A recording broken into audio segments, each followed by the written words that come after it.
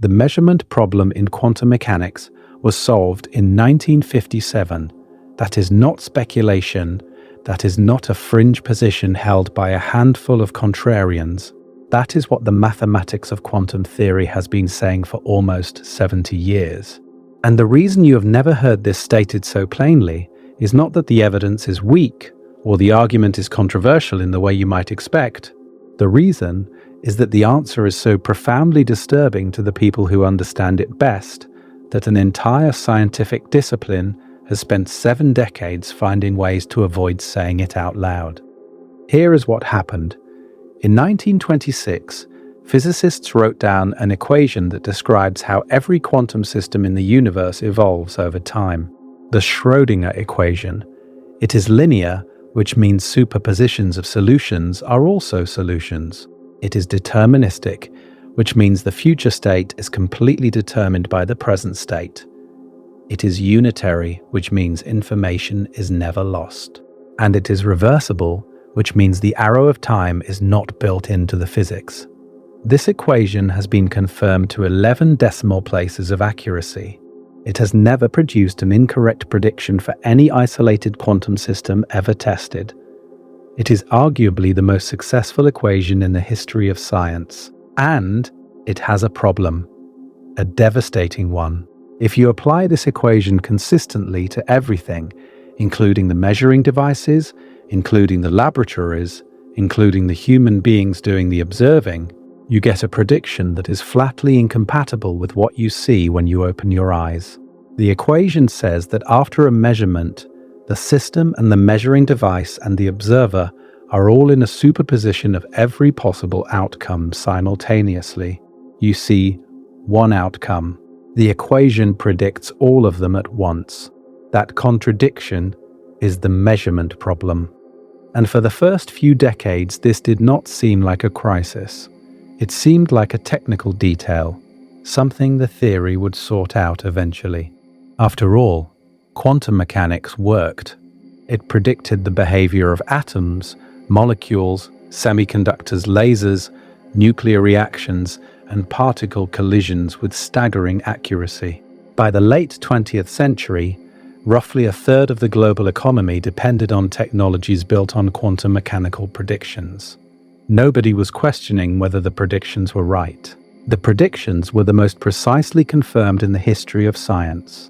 The question was what those predictions meant, and for a working physicist in the 1930s or 40s, that question seemed abstract, philosophical, not the kind of thing you needed to settle before designing a transistor. The standard response, codified in the late 1920s and handed down through generations of physics textbooks, was to add a second rule, a special rule that applies only when a measurement happens. This second rule says that during measurement, the superposition collapses instantaneously and randomly into one definite outcome. It is called wave function collapse, and it directly contradicts everything the first rule says. The Schrodinger equation is smooth, continuous, deterministic. Collapse is abrupt, discontinuous, random. The equation preserves information, collapse destroys it. These two rules are not two aspects of one process. They are two fundamentally incompatible descriptions of reality, crammed into the same theory and separated by a word nobody has ever defined. That word is measurement. What counts as a measurement? When does collapse happen? Where does the boundary lie between the quantum world that follows the equation and the classical world that triggers the collapse? Quantum mechanics does not answer these questions. It does not even attempt to answer them. And this is not because the questions are hard. It is because the theory, as written in every standard textbook, treats them as someone else's problem. The most successful equation in science says the world is one way. Our experience says the world is another way. And the official position of the physics community for the better part of a century has been that this discrepancy does not need explaining, that it is somehow resolved by the act of observation, by the intervention of consciousness, by something that happens when a sufficiently complicated system interacts with a sufficiently small one, by something, by nobody knows what.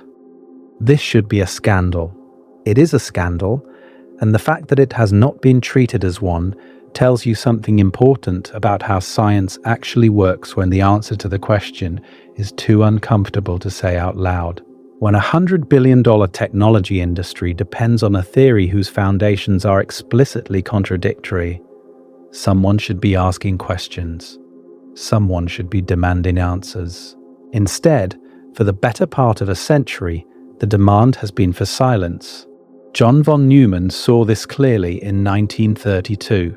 In his book, Mathematical Foundations of Quantum Mechanics, he identified the two incompatible processes and tried to locate the boundary. He showed that you can push it any way you want, put the cut between the atom and the detector, or between the detector and the computer, or between the computer and the scientist's retina, or between the retina and the brain. The equation gives you the same prediction no matter where you draw the line, because the superposition just propagates up the chain. Atom entangles with detector, detector entangles with computer, computer entangles with scientist. The superposition never stops. It just keeps growing, pulling everything it touches into the same quantum fog.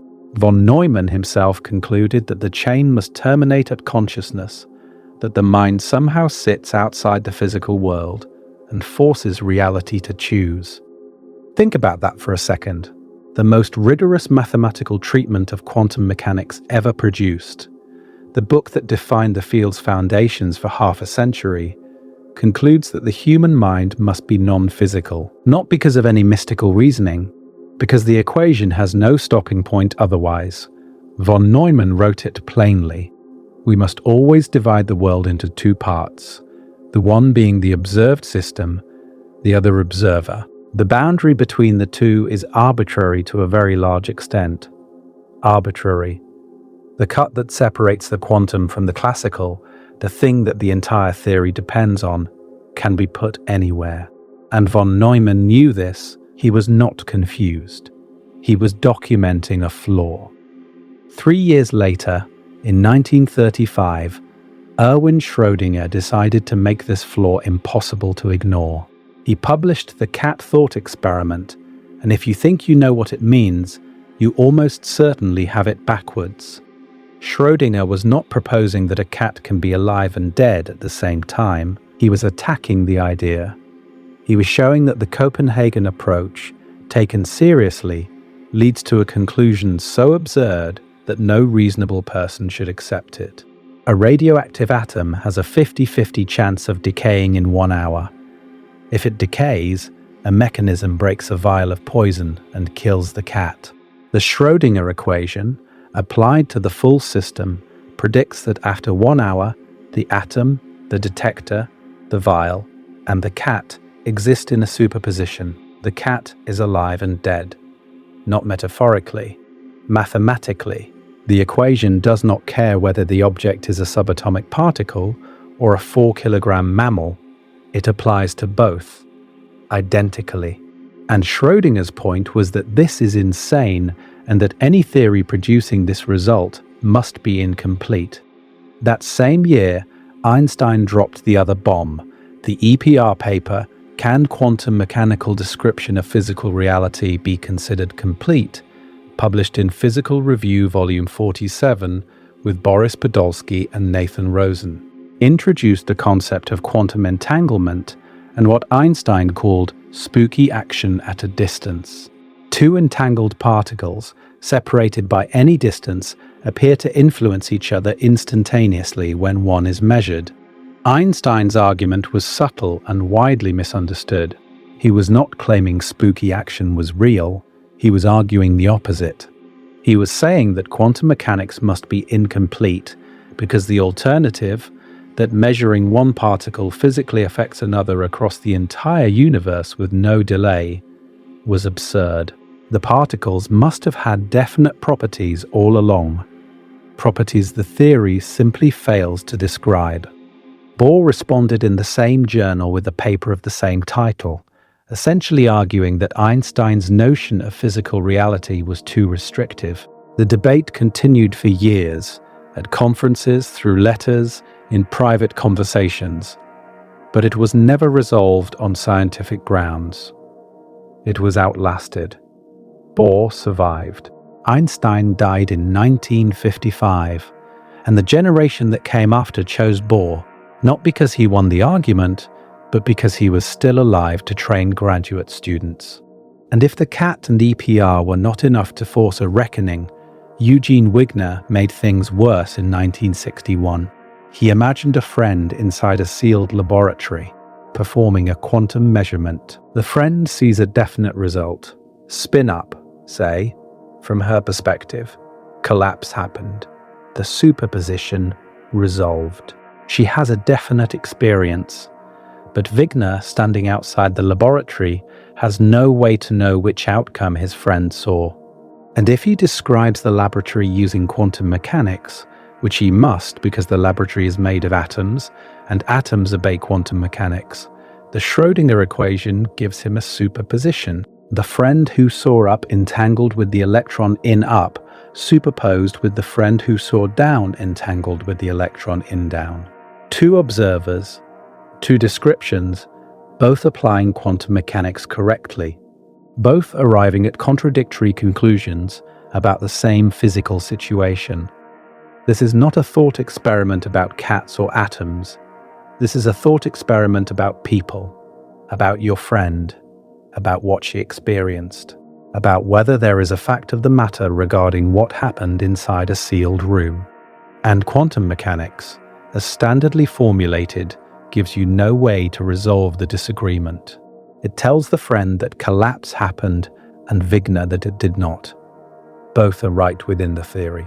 And the theory cannot tell you whose description corresponds to reality because the theory does not have a concept of reality that applies consistently to both observers. Wigner initially concluded that consciousness must play a special role in collapse, that the mind somehow sits outside the quantum formalism and forces reality to choose. He later backed away from this position, but the problem he identified has never been solved. It has only gotten worse. In 2019, as you will hear later, physicists at Heriot-Watt University in Scotland actually performed a version of the Wigner's friend experiment. The result violated observer independence at 5 standard deviations, different observers, different facts, confirmed in the laboratory, published in Science Advances, and barely discussed. This problem has been sitting at the foundation of physics since the 1920s. It is not a detail. It is not a subtlety that only philosophers worry about. It is a direct contradiction between the two rules that define the most fundamental theory in science. David Albert, one of the leading philosophers of physics, put it as clearly as anyone has. The dynamics and the postulate of collapse are flatly in contradiction with one another. The dynamics seems to be wrong about what happens when we make measurements, and yet the dynamics seems to be right about what happens whenever we are not making measurements. That is the measurement problem. And maybe the reason the answer has stayed buried for so long is that the answer does not just change what you know about physics, it changes what you're allowed to believe about yourself, about whether yourself is even a meaningful concept, about whether the you reading this sentence is the only version or one of more copies than there are atoms in the observable universe, each one equally convinced they are the real one. But we are getting ahead of ourselves. But the people whose job it was to resolve this contradiction did something extraordinary. Instead of solving it, they declared it solved. Instead of finding the boundary between quantum and classical, they declared the boundary unnecessary. Instead of explaining collapse, they declared collapse unquestionable. And the man who built the framework for this magnificent evasion was Niels Bohr. Bohr presented his principle of complementarity at the Como conference on September 16, 1927, then refined it at the 5th Solvay conference a month later. The idea was that certain pairs of properties, wave and particle, position and momentum, are complementary, both necessary for a complete description but never simultaneously observable. Measurement outcomes, Bohr insisted, must always be described in classical terms. The wave function is not real. It is symbolic and mathematical convenience for predicting outcomes of experiments, nothing more. The battles with Einstein happened in real time at these conferences, in front of the greatest physicists alive. At the Fifth Solvay Conference in October 1927, Einstein proposed thought experiments designed to violate the uncertainty principle. Each morning he would arrive with a new challenge. Each evening Bohr would have a counter. The exchanges were legendary, and they were also personal. Einstein at one point said approximately that God does not play dice. The German was ob der Liebe Gott würfelt. Bohr reportedly fired back at the dinner table. Einstein, stop telling God what to do. But Einstein's deepest concern was never about randomness. It was about locality and separability. In a letter to Max Born on December 4, 1926, Einstein wrote that quantum theory yields much, but it hardly brings us closer to the old one's secrets. I, in any case, am convinced he does not play dice. The dice line has become a cliché. The part about the old one's secrets has been forgotten. Einstein was not upset that the universe was random. He was upset that the theory seemed to deny an objective reality independent of observation. At the Sixth Solvay Conference in October 1930, Einstein escalated with the photon box thought experiment. A box filled with radiation has a clock-controlled shutter that opens for a precise instant and lets one photon escape. Weigh the box before and after. By the energy-mass relation, you know the photon's energy precisely. By the clock, you know the time of emission precisely. This would violate the energy-time uncertainty relation. Bohr was reportedly shaken overnight. But by morning he had his counter, and it was devastating.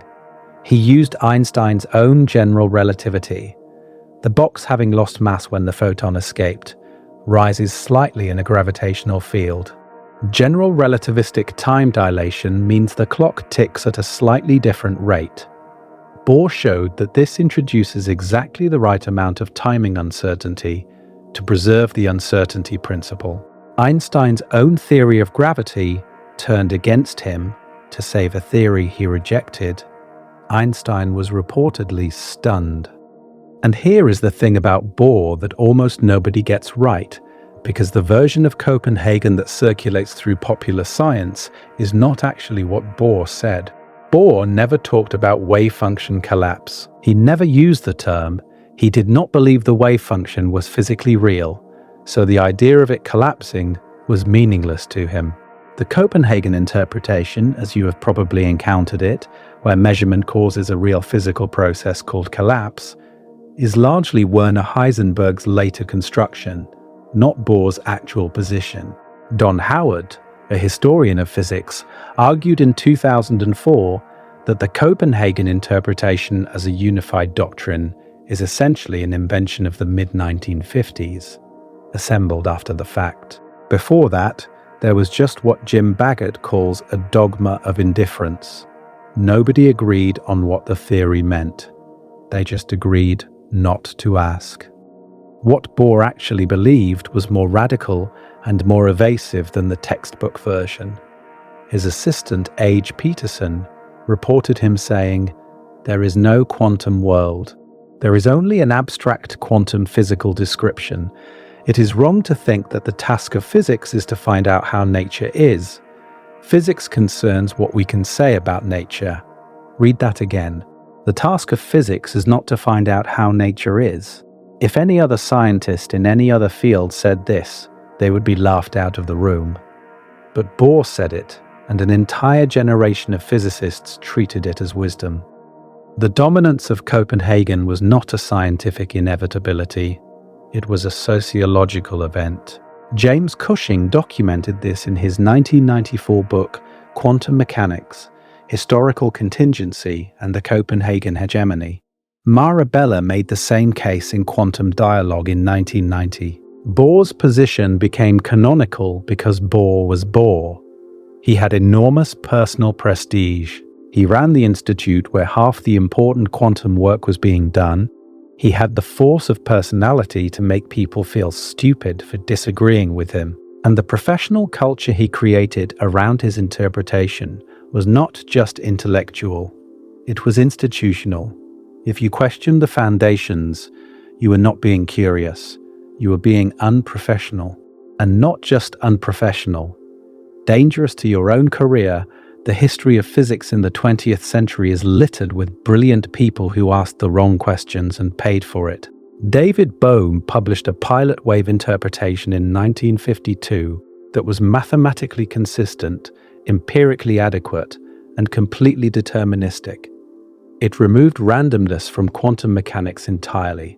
It provided clear, unambiguous answers to every question that Copenhagen declared illegitimate. For this contribution, Bohm, who had already been forced out of the United States by McCarthyism and was working in exile in Brazil, was largely ignored by the mainstream physics community. His interpretation was not refuted. It was not even seriously discussed. It was simply treated as embarrassing, the kind of thing a serious physicist would not waste time on. Bell, who would later prove the most important theorem in quantum foundations, recalled being told as a student that Bohm's work had been definitively refuted by von Neumann. This was false. Von Neumann's supposed proof against hidden variables, published in his 1932 book, contained a flawed assumption. The assumption was that the value of a sum of physical quantities must equal the sum of their individual values, even for quantities that cannot be simultaneously measured. This is not required by quantum mechanics and is not physically motivated. Bell himself later exposed this error in his 1966 paper on the problem of hidden variables in quantum mechanics. But the myth of von Neumann's proof persisted for over 3 decades because nobody checked. Nobody checked because checking would have meant taking foundations seriously, and taking foundations seriously was career suicide. An entire generation of physicists was told, incorrectly, that hidden variable theories had been mathematically disproven. And they believed it because disbelieving it would have required them to reopen a question they had been taught was closed. Murray Gell-Mann, Nobel laureate, was blunt about this decades later. Niels Bohr brainwashed a whole generation of theorists into thinking that the job of interpreting quantum theory was done 50 years ago. David Bohm, who had lived this firsthand, observed in a 1987 interview that everybody pays lip service to Bohr, but nobody knows what he says. People then get brainwashed into saying Bohr is right, but when the time comes to do their physics, they are doing something different. That second sentence is crucial. Physicists were not actually doing Copenhagen. They were doing calculations that treated the wave function as real, that used the Schrodinger equation as a physical description, that assumed something objective was happening during experiments. And then they were writing in their papers that the wave function was merely symbolic, and measurement outcomes were classical, and the whole question of what is really happening is not a physics question. They were doing one thing and saying another, and nobody called them on it, because calling them on it would have been unprofessional. And then there was John Bell. Bell understood something that most of his colleagues were too comfortable to notice. He understood that the vagueness in quantum mechanics was not a feature, it was a scandal. His final published article, Against Measurement, appeared in Physics World in August of 1990, 2 months before his death at 62. He opened with a line that should have shamed the entire field. Surely after 62 years we should have an exact formulation of some serious part of quantum mechanics. By exact, he clarified, he did not mean exactly true. He meant only that the theory should be fully formulated in mathematical terms, with nothing left to the discretion of the theoretical physicist. That is all he was asking. Not a new theory, just an honest one. A theory where every term is defined, every process is specified, every step is mathematical and not merely verbal. Bell went through the major quantum mechanics textbooks one by one and showed how each of them performs the same sleight of hand. They described the state after measurement as a sum, a superposition, an and. The system is in state A and state B. Then, without announcement or justification, they replace it with a mixture, a definite outcome, an or. The system is in state A or state B. The and quietly becomes an, or, and nobody says when or why or how. This is not a subtle philosophical point. This is the central mathematical operation of the theory, the transition from quantum to classical, and it is performed by hand-waving in every single textbook. Bell called this the shifty split, the arbitrary boundary between quantum and classical that every textbook assumes, but none can locate, and none can justify. He proposed banning the word measurement from foundational discussions entirely. If you cannot define what it means in mathematical terms, he argued, you have no business putting it at the center of your theory. Bell also coined the abbreviation FAPP, standing for all practical purposes, and he used it with contempt. He directed it at anyone who claimed the measurement problem was solved, because for all practical purposes, decoherence, or the classical limit, or the macroscopic regime handles it. For all practical purposes was Bell's way of saying, you have given up. You have stopped doing physics and started doing engineering. He also challenged the fashionable information-based interpretations with the question that still has no satisfactory answer. Information. Whose information? Information about what? Bell died on October 1st, 1990. At the age of 62, 2 months after publishing Against Measurement, his final paper. He never saw the loophole-free tests of his own theorem. He never saw the experimental confirmation of quantum entanglement earn the Nobel Prize in 2022, awarded to Alain Aspect, John Clauser, and Anton Zeilinger. 32 years after his death, the man who made quantum foundations respectable died before respectability arrived, and here is something that should make you uncomfortable. The professional culture Bell was attacking, the culture of shut up and calculate, had a name. N. David Bohm of Cornell coined it in his April 1989 column in Physics Today. His exact words were that if you were forced to sum up in one sentence what the Copenhagen interpretation says to me, it would be shut up and calculate. The phrase is constantly misattributed to Richard Feynman. Bohm investigated this himself in a 2004 follow-up article, Could Feynman have said this? And concluded, there is no evidence Feynman ever said it. The phrase came from Bohm's memory of his Harvard graduate school experience. He described it plainly, saying that what inspired this not-so-terribly bon mot were vivid memories of the responses my conceptual inquiries elicited from my professors, whom I viewed as agents of Copenhagen.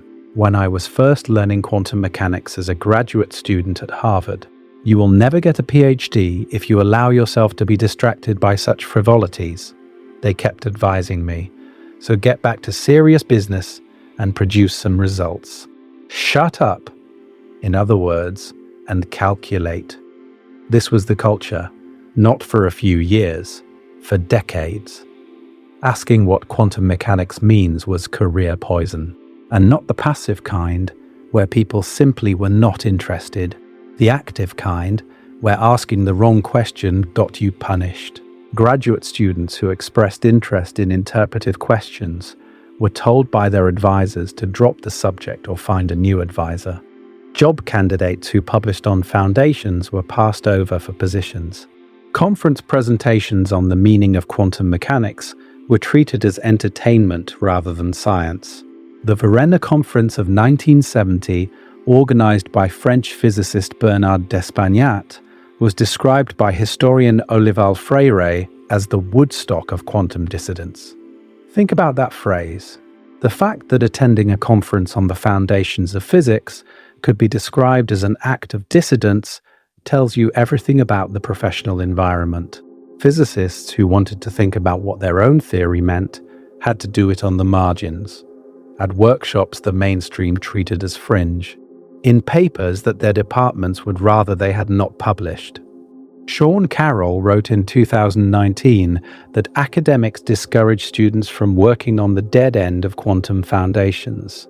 As late as April 2018, when science writer Jim Baggott spoke at a Royal Society dinner, esteemed fellows told him that nobody cares about this. John Clauser, who would go on to win the 2022 Nobel Prize for his work on Bell's theorem, reported being thrown out of the office by colleagues for pursuing foundational questions. These were not fringe scientists getting a cold reception. These were people doing the most important work in their field, being told by their own institutions that the work was worthless. The irony is that Richard Feynman, the man most people associate with this culture, actually understood the problem better than almost anyone.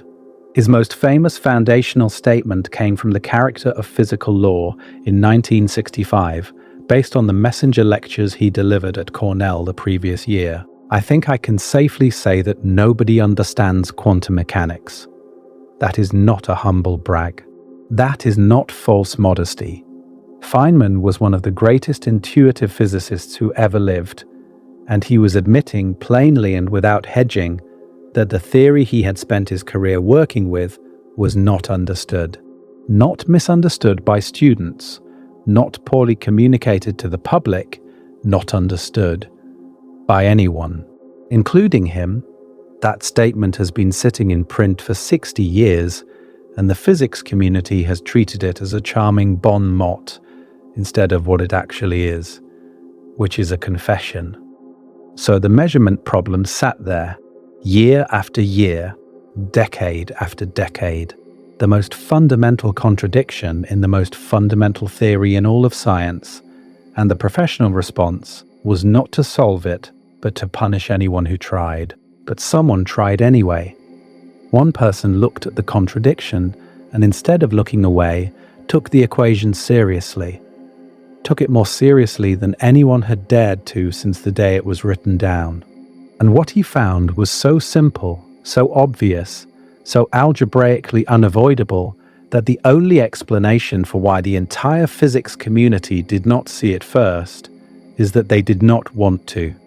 His name was Hugh Everett, and what he saw in the equations would destroy his career, his family, and eventually his life.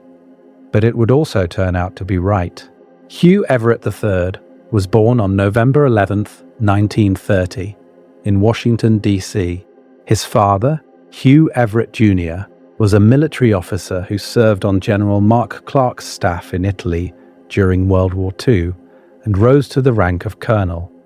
His parents divorced when he was about 6. He was raised by his father and stepmother. At age 12, Everett wrote a letter to Albert Einstein. The letter asked whether something random or unifying held the universe together. Einstein replied on June 11th, 1943, "Dear Hugh, there is no such thing like an irresistible force and immovable body, but there seems to be a very stubborn boy who has forced his way victoriously through strange difficulties created by himself for this purpose." A 12-year-old writing to Einstein and getting a personal response. That letter exists. You can see it. And it is the kind of detail that in hindsight reads like a prophecy. Everett attended Catholic University, which is ironic given that he was a lifelong atheist who reportedly drove Jesuit professors to distraction with his questioning. One professor allegedly lost his faith after Everett presented what he considered a logical proof against the existence of God. He graduated magna cum laude in 1953 with a degree in chemical engineering and enough additional coursework to have earned a second degree in mathematics. He won a National Science Foundation fellowship to Princeton, arriving in the fall of 1953. At Princeton, Everett drifted from mathematics into physics and into the orbit of John Archibald Wheeler. Wheeler was one of the most prominent physicists in America. He had worked on the Manhattan Project, contributed to general relativity and nuclear physics, and was building a group at Princeton that would produce some of the most important theoretical work of the century. He would later coin the terms black hole and wormhole. His students and collaborators included Richard Feynman, Kip Thorne, and a roster of future leaders in theoretical physics. Wheeler was bold, imaginative, and willing to entertain wild ideas, at least in private. But he was also, crucially, close to Niels Bohr. He had worked with Bohr in Copenhagen in 1934. He revered him. He maintained the relationship throughout his career. This fact would matter enormously. Everett himself was, by all accounts, intellectually ferocious and socially difficult. He was the kind of person who entered a room already arguing. He had an almost pathological confidence in his own reasoning and very little patience for authority that could not justify itself logically. At Princeton, he quickly gained a reputation as one of the sharpest students anyone had seen, and also one of the most abrasive. He argued with everyone. He conceded nothing unless the mathematics forced him to. These are the qualities you need to see something everyone else has been trained not to see. They are also the qualities that guarantee the establishment will make you pay for seeing it. The origin story of many worlds is almost absurdly casual for something so consequential. One night in the fall of either 1954 or 1955, the accounts vary, Everett was drinking sherry with his classmate Charles Misner and A.J. Peterson, who was Bohr's assistant visiting Princeton at the time. The conversation turned to the implications of quantum mechanics. Peterson defended the Copenhagen position. Everett attacked it. The argument got heated, and somewhere in the middle of it, somewhere between the second and third glass, Everett had the insight that would define and ultimately destroy his life. The insight was this: what if you just do not add the collapse rule? What if the Schrodinger equation is all there is? What if it applies everywhere, all the time, to everything, including measuring devices, including human brains, including the entire universe? What happens then? The answer was already in the mathematics, and the answer is both simpler and more terrifying than the question suggests. Consider the simplest possible case: an electron in a superposition of spin up and spin down. A detector measures the spin. In standard quantum mechanics, you apply the Schrodinger equation to the electron, then at the moment of measurement you invoke collapse. The superposition vanishes. You get spin up or spin down. One outcome. One world. Everett said, do not invoke collapse. Keep applying the Schrodinger equation. What happens? The electron is in a superposition. The detector interacts with the electron. The Schrodinger equation, applied to the combined system, produces an entangled state. The electron showing spin up is correlated with the detector reading up. The electron showing spin down is correlated with the detector reading down. Both branches exist in the equation simultaneously. This is not controversial. This is what the Schrodinger equation says. Every physicist agrees on this part. But now keep going. The physicist looks at the detector. The physicist's eyes absorb photons from the display. Her retina fires. Her optic nerve sends signals to her brain. Apply the Schrodinger equation to the entire process. What you get is an entangled state that now includes the physicist. The physicist who saw up is correlated with the detector reading up and the electron in spin up. The physicist who saw down is correlated with the detector reading down and the electron in spin down. Both branches of the physicist exist in the equation. Both are equally real. Both are conscious. Both believe they saw a single definite result. And neither one knows the other exists. This is the relative state formulation. Everett's key technical move was to show that within each branch, the physics looks exactly like what we actually observe. Each branch physicist sees one outcome. She records it, she tells her colleagues, she publishes a paper. Everything is consistent within her branch. The probabilities she measures over many experiments match the Born rule. There is nothing from within a branch that reveals the existence of the other branches. The universe does not feel like a multiverse from the inside.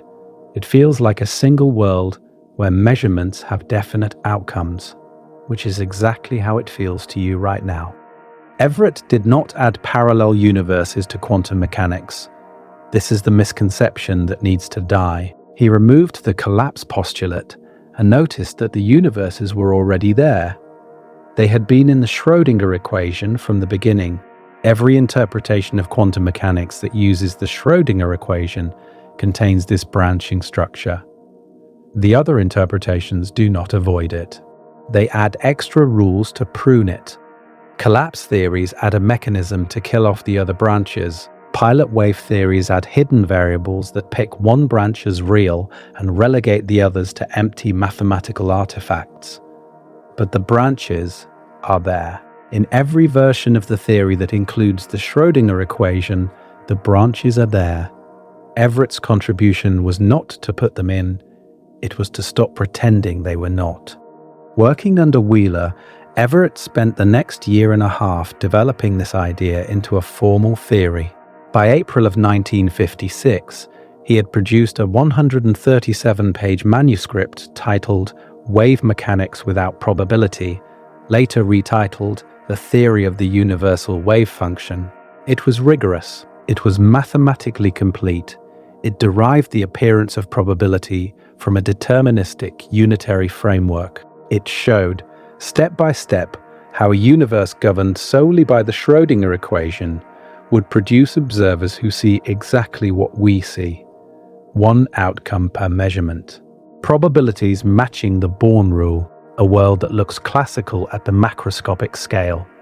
All without collapse, all without a boundary between quantum and classical. All without the word measurement appearing as a fundamental concept. And it terrified John Wheeler. Wheeler recognized the depth of the work. He called the wave function formalism. Beautiful.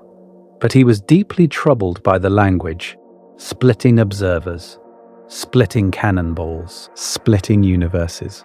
Wheeler wrote to Everett that his beautiful wave function formalism of course remained unshaken, but that all of them felt the real issue was the words to be attached to the quantities of the formalism.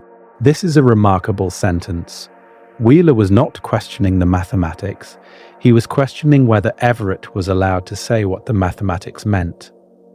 The formalism was unshaken. Nobody disputed the math. The problem was that the math, stated plainly, said something about reality that the physics establishment was not willing to hear.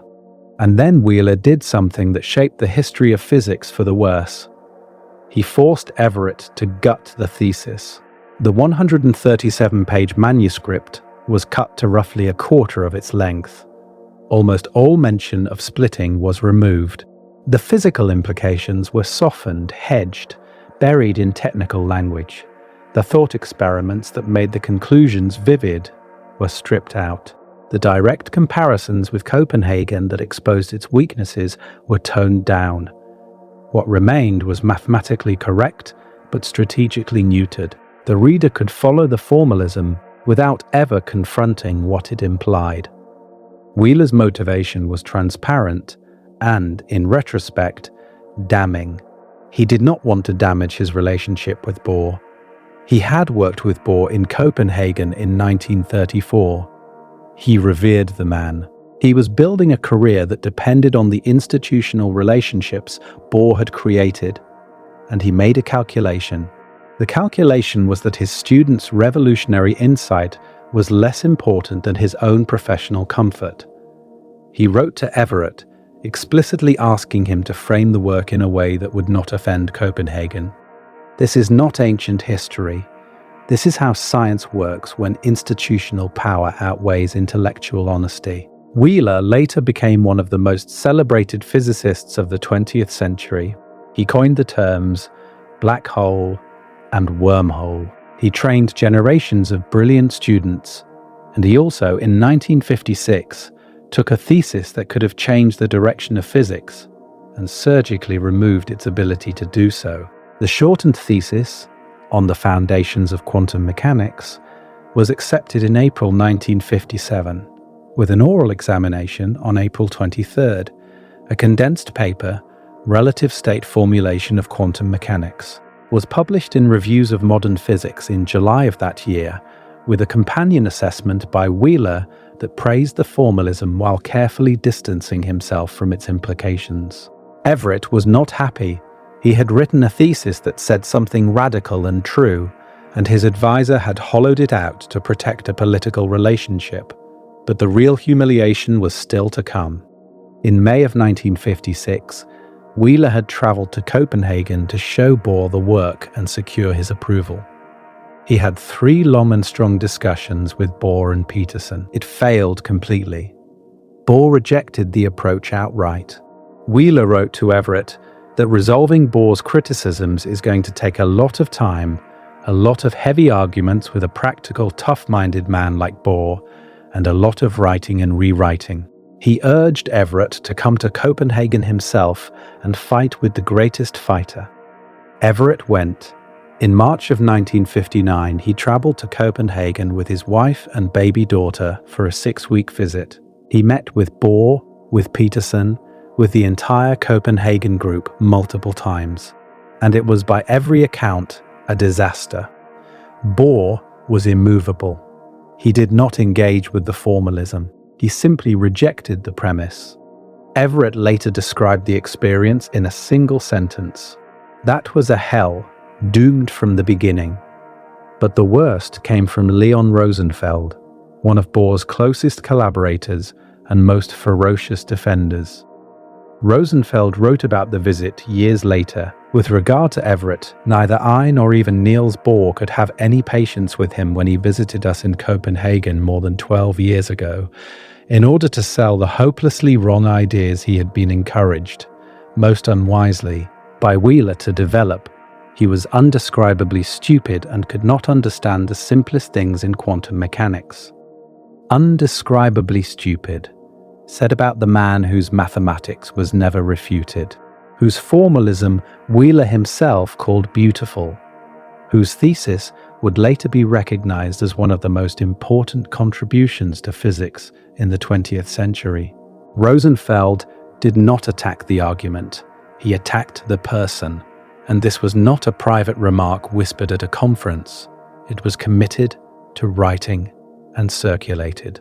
This was how the physics establishment handled intellectual dissent, not with counter-arguments, but with personal destruction, not with mathematics, but with contempt.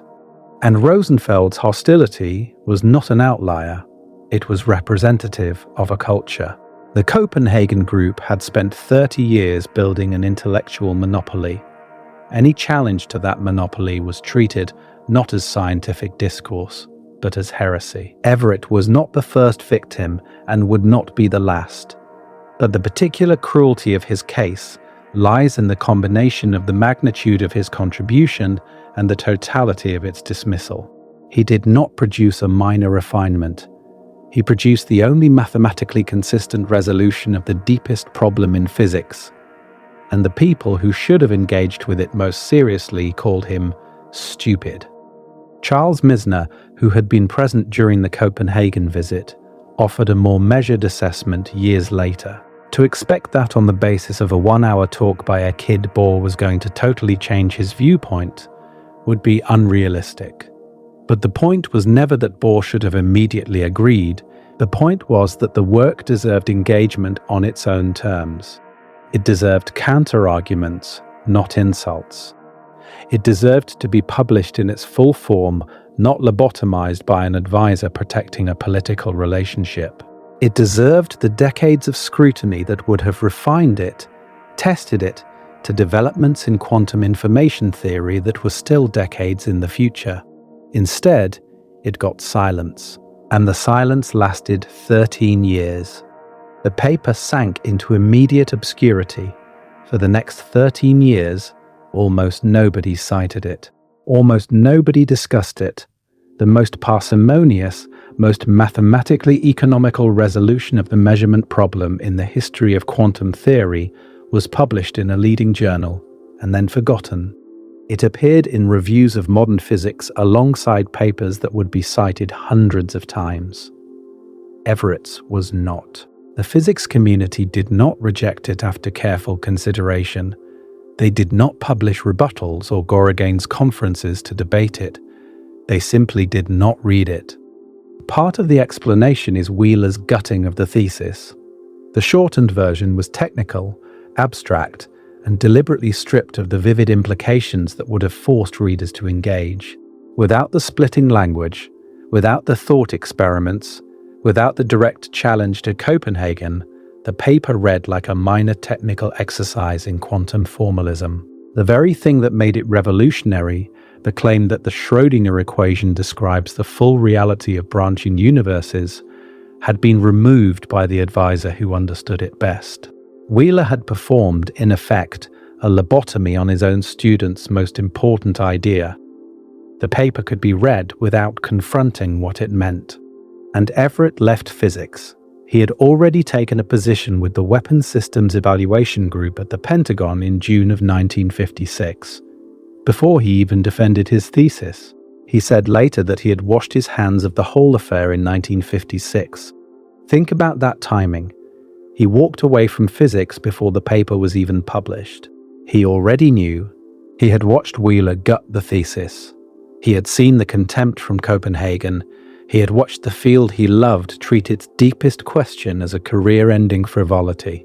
And he chose nuclear war over academic physics. Not because nuclear war was more interesting, because at the Pentagon, when you pointed out something dangerous, people listened. At the Pentagon, Everett did what physicists do when the Academy rejects them. He applied his mind to something the government would pay for. He calculated mortality rates from radioactive fallout in a full-scale nuclear exchange.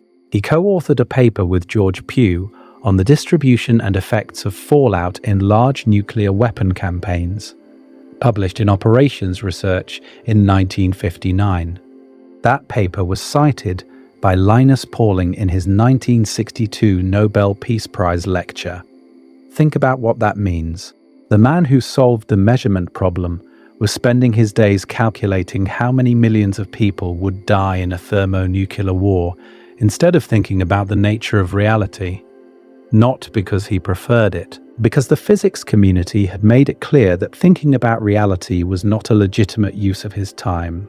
Everett advised the Eisenhower and Kennedy administrations on hydrogen bomb targeting strategy. He helped write WSEG Report Number 50, a classified document that reportedly played a central role in shaping the doctrine of mutually assured destruction. The logic of MAD is worth pausing on in this context. It is the idea that nuclear war is prevented because both sides know that launching first guarantees their own destruction.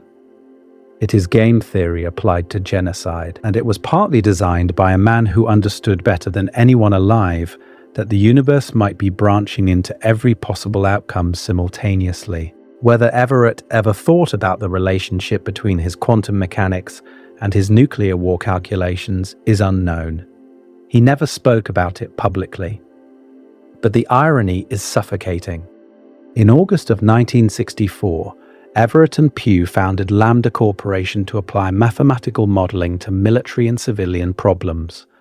Lambda designed anti-ballistic missile systems and computerized nuclear war games.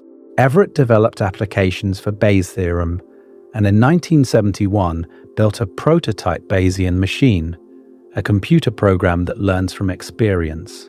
This was decades before machine learning became a field. The man was a generation ahead of his time in at least two separate disciplines, and history remembers him for neither during his lifetime. He was brilliant, he was successful by any external measure, he made money, he held security clearances, he solved problems that mattered to the most powerful government on earth. He was also falling apart. Everett drank heavily, often starting before noon. He smoked 3 packs of cigarettes a day, he ate compulsively and never exercised. He never once saw a doctor. His weight ballooned. His social life narrowed to a handful of colleagues and the occasional party where he would hold court about mathematical topics nobody else at the table could follow. His marriage deteriorated. His wife Nancy struggled with his emotional absence and his unwillingness to engage with anything outside his own internal calculations. His son Mark described him as a physical presence, like the furniture, sitting there jotting down crazy notations at the dining room table night after night.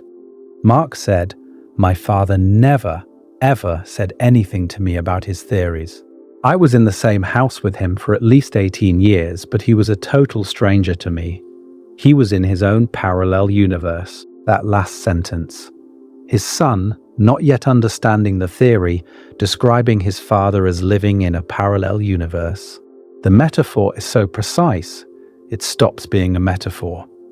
Because if the theory is right, then in some sense, Everett was in a parallel universe. Every time he drank, every time he avoided his children, every time he chose the equations on the dining room table over the family sitting at it, the wave function branched. There are branches where he put down the pen, branches where he talked to his son, branches where he quit drinking. The theory he discovered means that every version of his life that could have happened did happen. And the version his children got was the one where the genius sat there like furniture, slowly killing himself, unable or unwilling to connect with the people in his own branch of the wave function. Everett died of a massive heart attack at home in bed on the night of July 18th or 19th, 1982. He was 51 years old. He was legally drunk. His 19-year-old son Mark found the body the next morning. Mark recalled trying to shake him awake. "I called 911. I carried his stiff body to the floor for CPR. The 911 operator realized nothing could be done when Mark reported that the body was already stiff. Mark later said this was the first time they had any physical contact that he could remember. Sit with that for a moment. A father and son lived in the same house for 18 years, and the first time the son touched his father was when he tried to resuscitate his corpse. The physicist who showed that every quantum interaction creates branching copies of the people involved could not manage a single physical connection with the person sleeping in the next room. A committed atheist to the end, Everett had left instructions that his remains be disposed of in the trash. His wife Nancy kept the ashes in a filing cabinet drawer for several years, then honored his request and threw them in the garbage. The filing cabinet. Not an urn, not a memorial. A filing cabinet next to the classified defense reports and the nuclear fallout calculations. And then the garbage. 14 years later, in 1996, Everett's daughter Elizabeth killed herself. In her suicide note, she wrote, "I prefer no church stuff. Please burn me and do not file me. Please sprinkle me in some nice body of water or the garbage. Maybe that way I will end up in the correct parallel universe to meet up with Daddy." The correct parallel universe. Not a random parallel universe. The correct one. She understood that if her father was right, there are branches where he is still alive. She understood that she could not choose which branch to reach. She could only hope. And she expressed this understanding in a suicide note with more scientific precision than most physics curricula manage in 4 years. This is the human cost of the physics community's 70-year evasion. A man with the correct answer was exiled. He drank himself to death. His daughter killed herself, hoping to find him in a branch of the wave function. And the answer he found, the answer that could have been discussed and debated and refined and tested for decades, sat in obscurity while the field he left behind continued to pretend the question was either solved or illegitimate. Everett's son, Mark Oliver Everett, went on to become the frontman of the rock band Eels. He was completely unaware of his father's significance as a physicist until years after his death. When he finally learned the scope of what his father had done, Mark said he thought his father was deeply disappointed that he knew he was a genius, but the rest of the world did not know it. That disappointment was not paranoia, it was accurate. Everett was a genius, and the rest of the world did not know it. Not because the work was obscure or inaccessible, because the work was too clear, because it said something the physics community had collectively decided not to hear.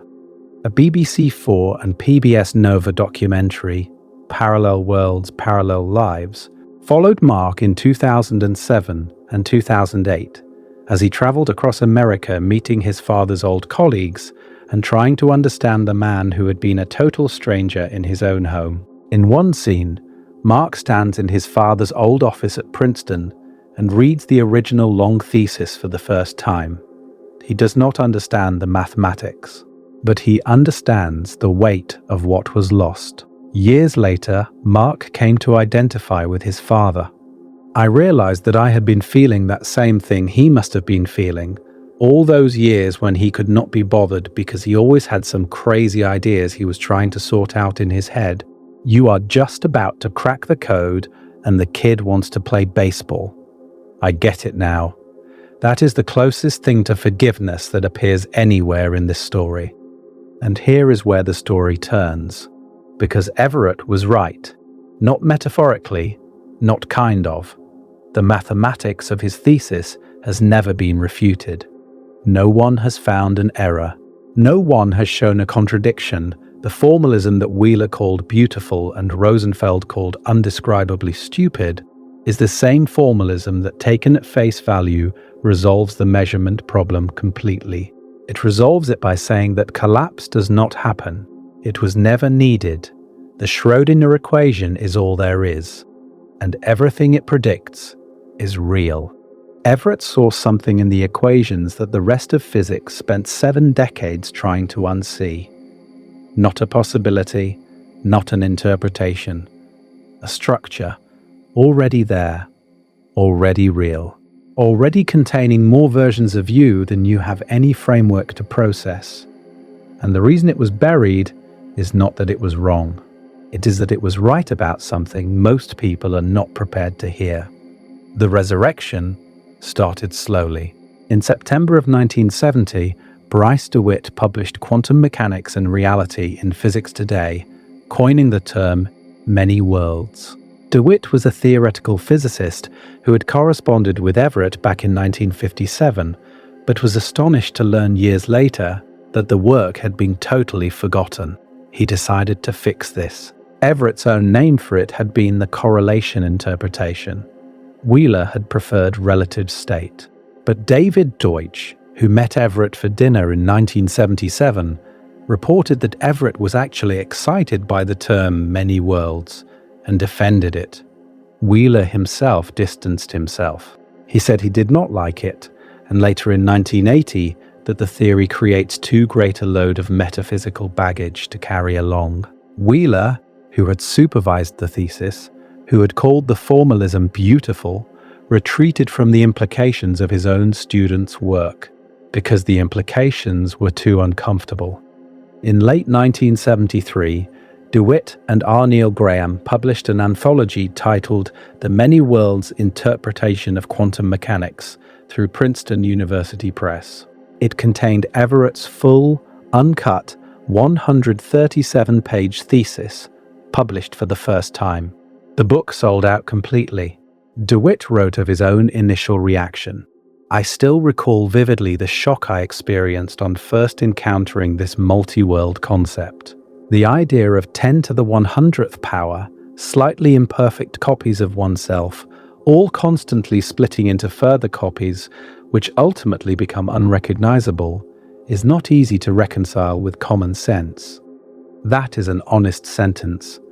It acknowledges the emotional difficulty, but it also acknowledges the argument. DeWitt did not like the conclusion.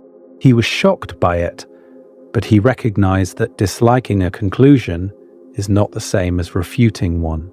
That distinction between emotional rejection and logical refutation is the distinction that the rest of the physics community failed to make for the better part of a century. And then David Deutsch changed everything. Deutsch, born in 1953 in Haifa, was a graduate student of Wheeler's at the University of Texas at Austin when Everett gave a talk there in 1977. Everett wore a rumpled black suit and chain-smoked throughout. Deutsch later said that Everett was before his time. He represents the refusal to relinquish objective explanation. A great deal of harm was done to progress in both physics and philosophy by the abdication of the original purpose of those fields, to explain the world. In 1985, Deutsch published a paper titled Quantum Theory, the Church-Turing Principle and the Universal Quantum Computer in the Proceedings of the Royal Society. This paper formulated the concept of a universal quantum computer and explicitly connected quantum computing to many worlds. Deutsch's argument was devastatingly simple. A quantum computer works by exploiting superposition. It puts its qubits into a superposition of all possible inputs and performs calculations on all of them simultaneously. This is called quantum parallelism. For certain problems, a quantum computer can search through an exponentially large space of possibilities in a time that scales polynomially. Peter Shor would later demonstrate this concretely in 1994 with his factoring algorithm, which can break the encryption systems that protect essentially all digital communication. But here is Deutsch's question, and it is a question the physics community has never satisfactorily answered from any interpretation other than many worlds. When a quantum computer performs a computation that would require more processing power than exists in the entire observable universe, where is the computation happening? Not in our world alone. The resources are not sufficient. There are not enough atoms in the visible universe to store the intermediate steps. Deutsch maintained that the computation must be distributed across multiple branches of the universal wave function. The parallel branches are not metaphorical. They are doing actual computational work.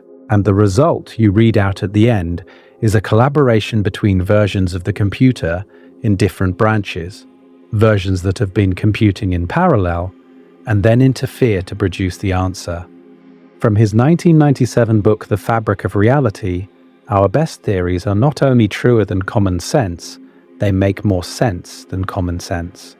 Quantum computing is not just an application of many worlds. To Deutsch, it is evidence for it. Every quantum computation that outperforms classical limits is a window into the other branches doing their share of the work. Every time a quantum computer gives you the right answer to a problem that no classical computer could solve in the age of the universe, you are seeing the fingerprints of the multiverse.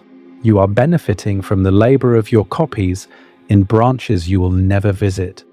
But the physics community was not ready.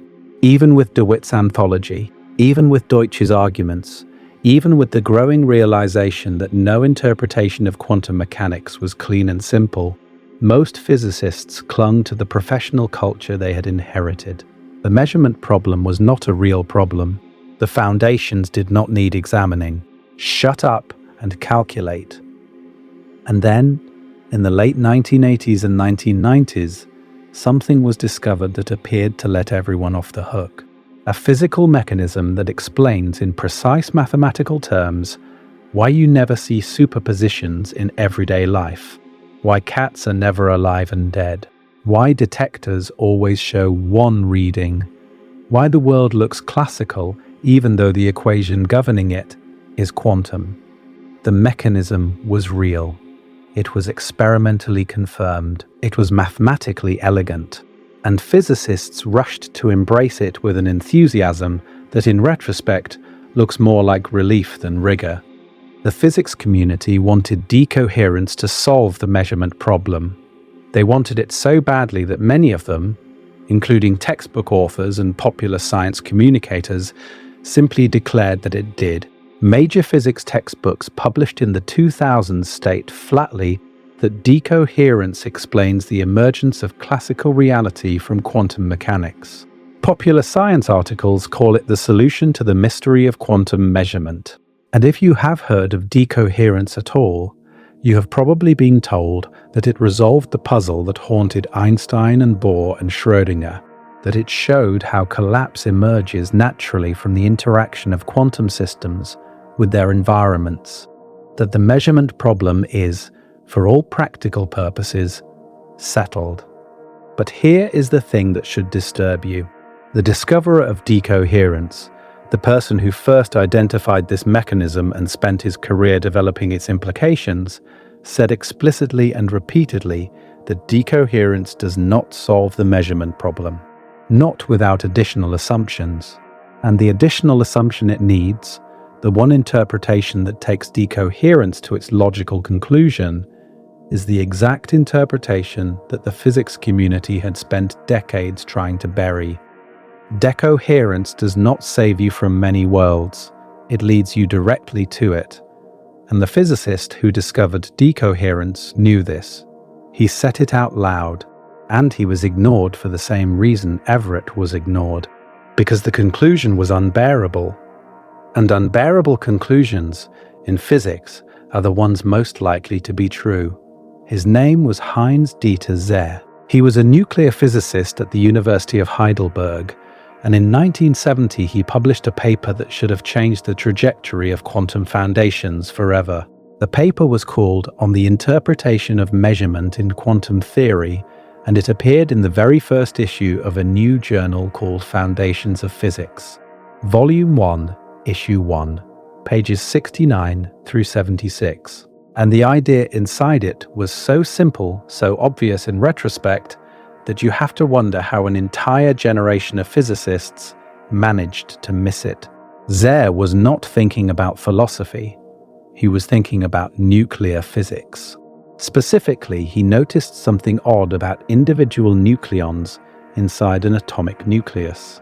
A single nucleon, described by quantum mechanics, should exist in a symmetric superposition. But when you look at the nucleus as a whole, the nucleon appears to have a definite position.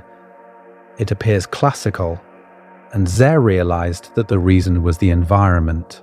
The other nucleons were constantly interacting with it, constantly entangling with it, and those interactions were washing out the quantum interference that would reveal the superposition.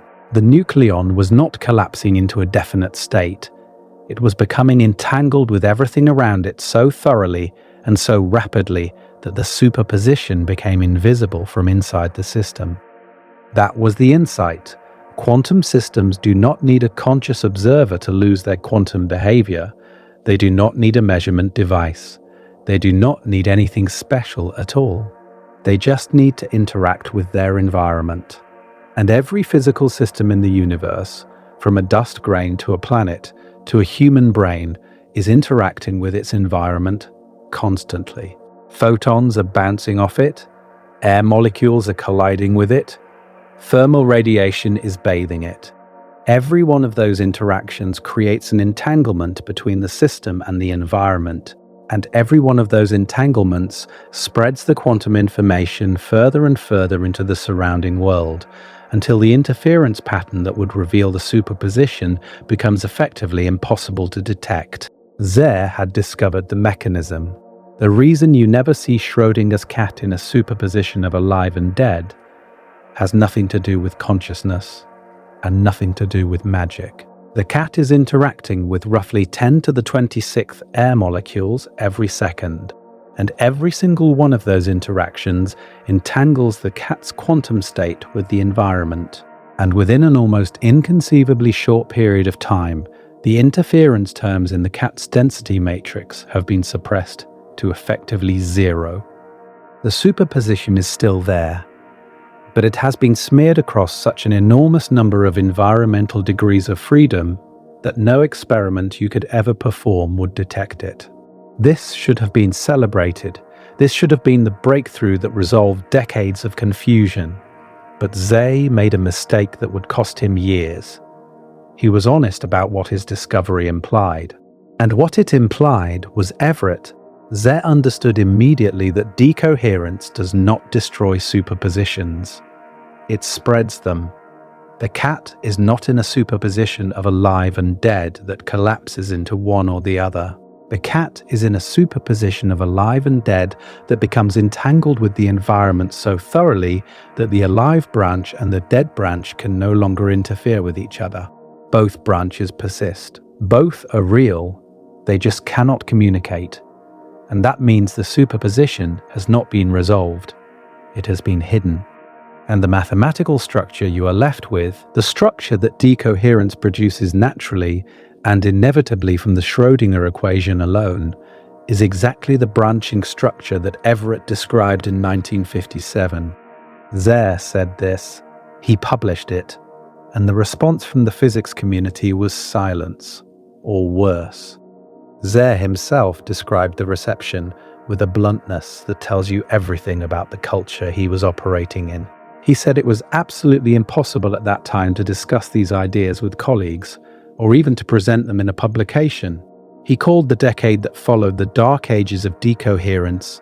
Eugene Wigner helped him get the paper published and arranged an invitation to a 1970 conference in Verona, Italy, organized by Bernard d'Espagnat. Historian Olival Freire later called that conference the Woodstock of quantum dissidents. But Zeh's commitment to an Everett-type interpretation served as what historian Christian Camilleri described as a major obstacle to the wider recognition of his early theoretical contributions. The physics community was willing to consider the mechanism, they were not willing to consider what it meant.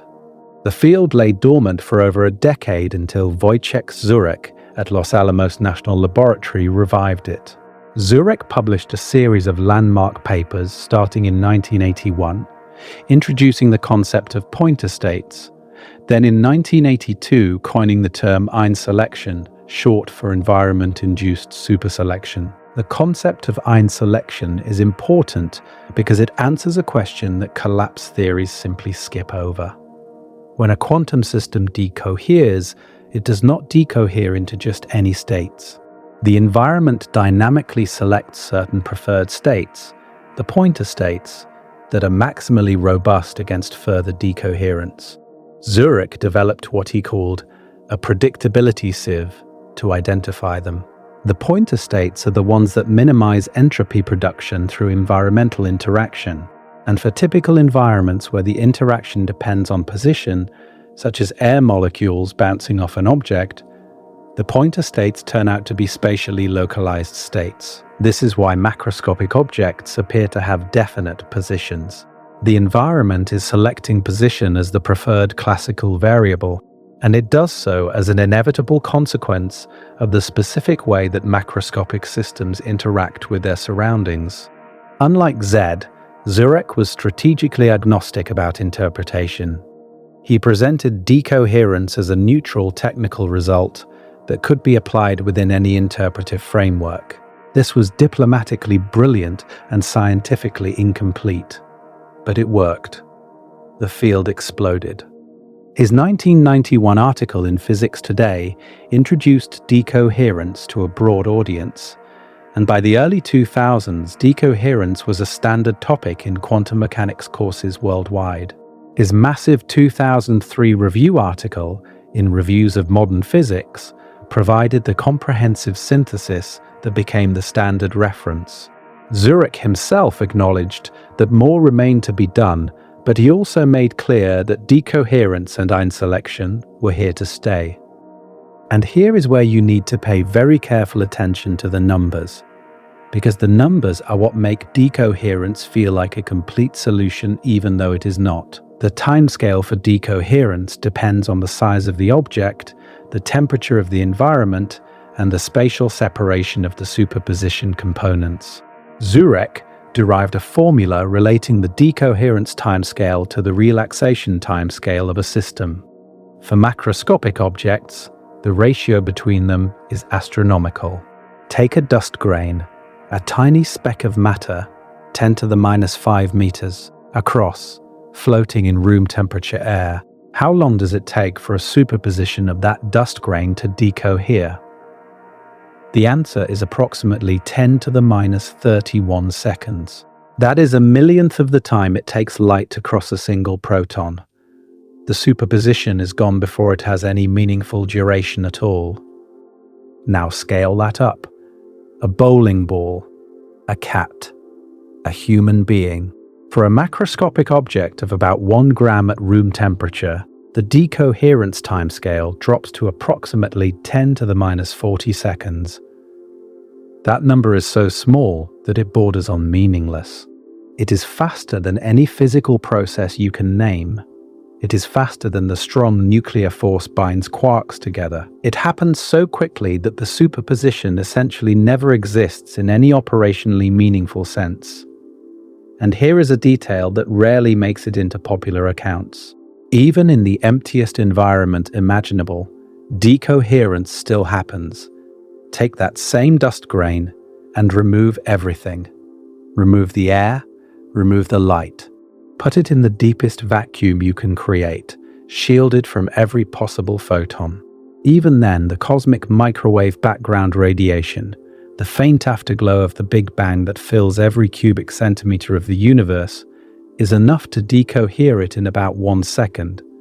You cannot escape decoherence. The universe will not allow it. The background radiation left over from the origin of everything is sufficient by itself to prevent any macroscopic object from maintaining quantum coherence for more than a heartbeat. The only way to preserve quantum superposition is to isolate a system so completely and keep it so cold that the environment has essentially no thermal photons to interact with. This is why quantum computers operate at temperatures near absolute zero, colder than outer space, and why even then they struggle to maintain coherence for more than fractions of a second.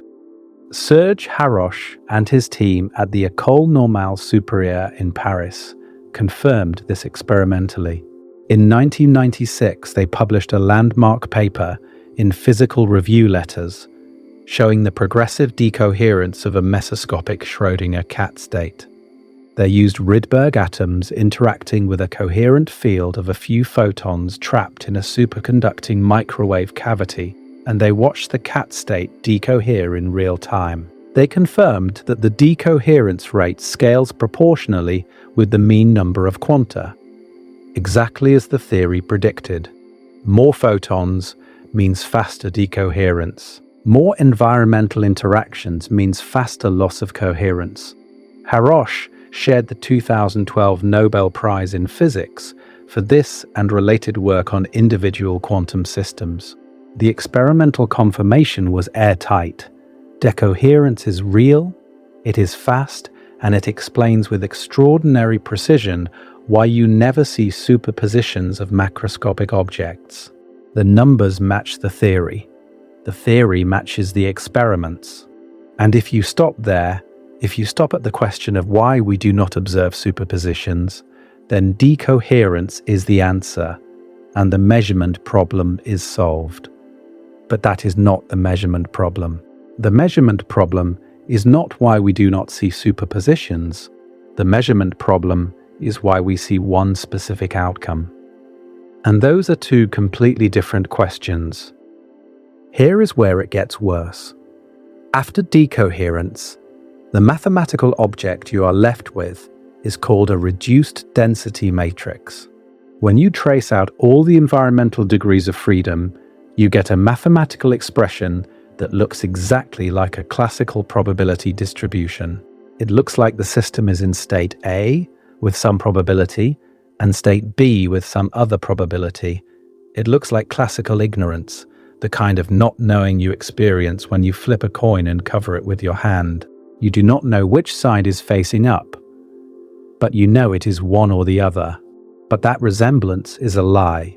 The physicist and philosopher Bernard d'Espagnat identified this in 1976 with a distinction that should be tattooed on the forehead of every popular science communicator who has ever claimed that decoherence solves the measurement problem. He distinguished between what he called proper mixtures and improper mixtures. A proper mixture is genuine classical ignorance. The coin is heads or tails. You just do not know which. It is already one thing or the other. Your knowledge is incomplete, but the reality is settled. An improper mixture is something completely different. It is what you get from tracing over entangled degrees of freedom. The system appears to be in state A or state B, but the global quantum state is still a superposition of both. Both are present. Both are real. The appearance of classical probability is an artifact of throwing away information about the environment that you cannot access. The coin is not heads or tails. The coin is heads and tails. But the heads branch and the tails branch can no longer talk to each other. So from inside either branch, it looks like the coin landed on one side. Decoherence converts the and at the global level into something that looks like or at the local level. But it never actually performs that conversion. The global state remains and. Both outcomes persist. Both branches exist. You just cannot see the other one from inside your branch. And the mathematical operation of tracing out the environment does not correspond to any physical process. Nothing happens to make one outcome real and the other one disappear. The superposition is not resolved. It is hidden behind an impenetrable wall of environmental entanglement. This is what physicists call the and/or problem. And it is the hard core of the measurement problem that decoherence leaves completely untouched. And the people who know this best are the people who built decoherence theory in the first place. Zay said it most clearly. In a 2005 paper for Séminaire Poincaré, he wrote that by decoherence he does neither just mean the disappearance of spatial interference fringes, nor does he claim that decoherence without additional assumptions is able to solve the infamous measurement problem. Without additional assumptions. That phrase is doing all the work. Decoherence is necessary but not sufficient. It needs to be supplemented by an interpretation. And the interpretation that takes decoherence to its logical conclusion, the one that requires no additional assumptions beyond the Schrodinger equation itself, is many worlds. Zay knew this. Late in his career, he wrote something that captures the entire tragedy of the situation in a single sentence. He said he remembered authors claiming that decoherence saves us from the conclusion of many worlds, although precisely the opposite is true. He was not the only one. Stephen Adler published a paper in 2003 in Studies in History and Philosophy of Modern Physics, titled Why Decoherence Has Not Solved the Measurement Problem. It was a direct response to the Nobel laureate P.W. Anderson, who had claimed that decoherence did solve it, Maximilian Schlosshauer, who wrote the definitive review article on decoherence in Reviews of Modern Physics in 2004, concluded that the implications of decoherence for the foundational problems of quantum mechanics have remained a matter of great controversy. And Eric Juice, who co-authored the foundational 1985 decoherence paper with Zay himself, said flatly that it is not possible to explain why only one dynamically independent component of the system is observed by invoking arguments based on unitary time evolution. Think about what this means. The people who built decoherence, who developed its mathematics, who confirmed its predictions experimentally, are telling you that it does not solve the measurement problem. And the physics community, the textbook authors and the popular science communicators and the educators are telling you that it does. Someone is wrong. And it is not the people who built the theory. You were told that decoherence explains why we see a classical world. And that is true. It does explain why we see a classical world. But it explains it the way anesthesia explains why a patient does not feel surgery. The surgery is still happening. The superposition is still there. You just cannot feel it anymore. And the reason you cannot feel it is that you are entangled with one branch so thoroughly that the other branch has become invisible to you. Not non-existent, invisible.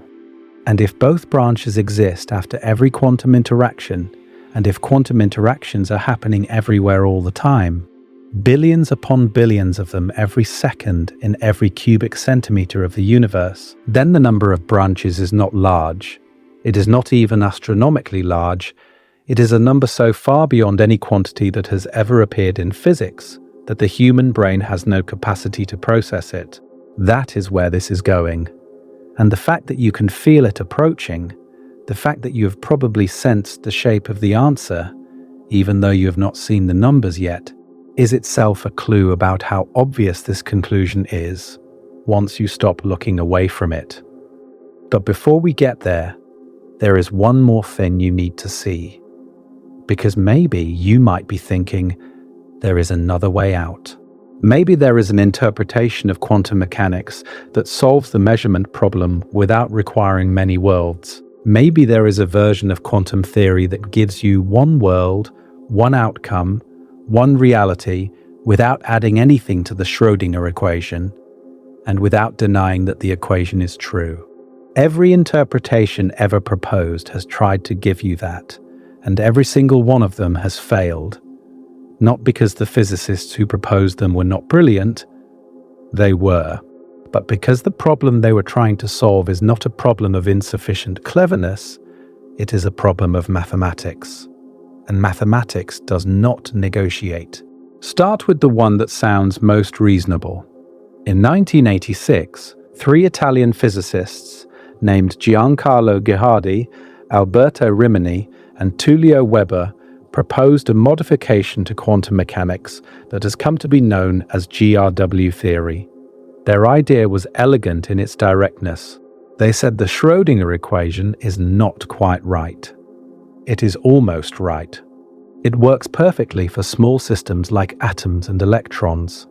But built into the fabric of reality, they proposed there is a tiny random chance that any given particle will spontaneously localize. Its wave function will suddenly, without any external trigger, collapse to a narrow region of space. For a single particle, this happens incredibly rarely, approximately once every 100 million years.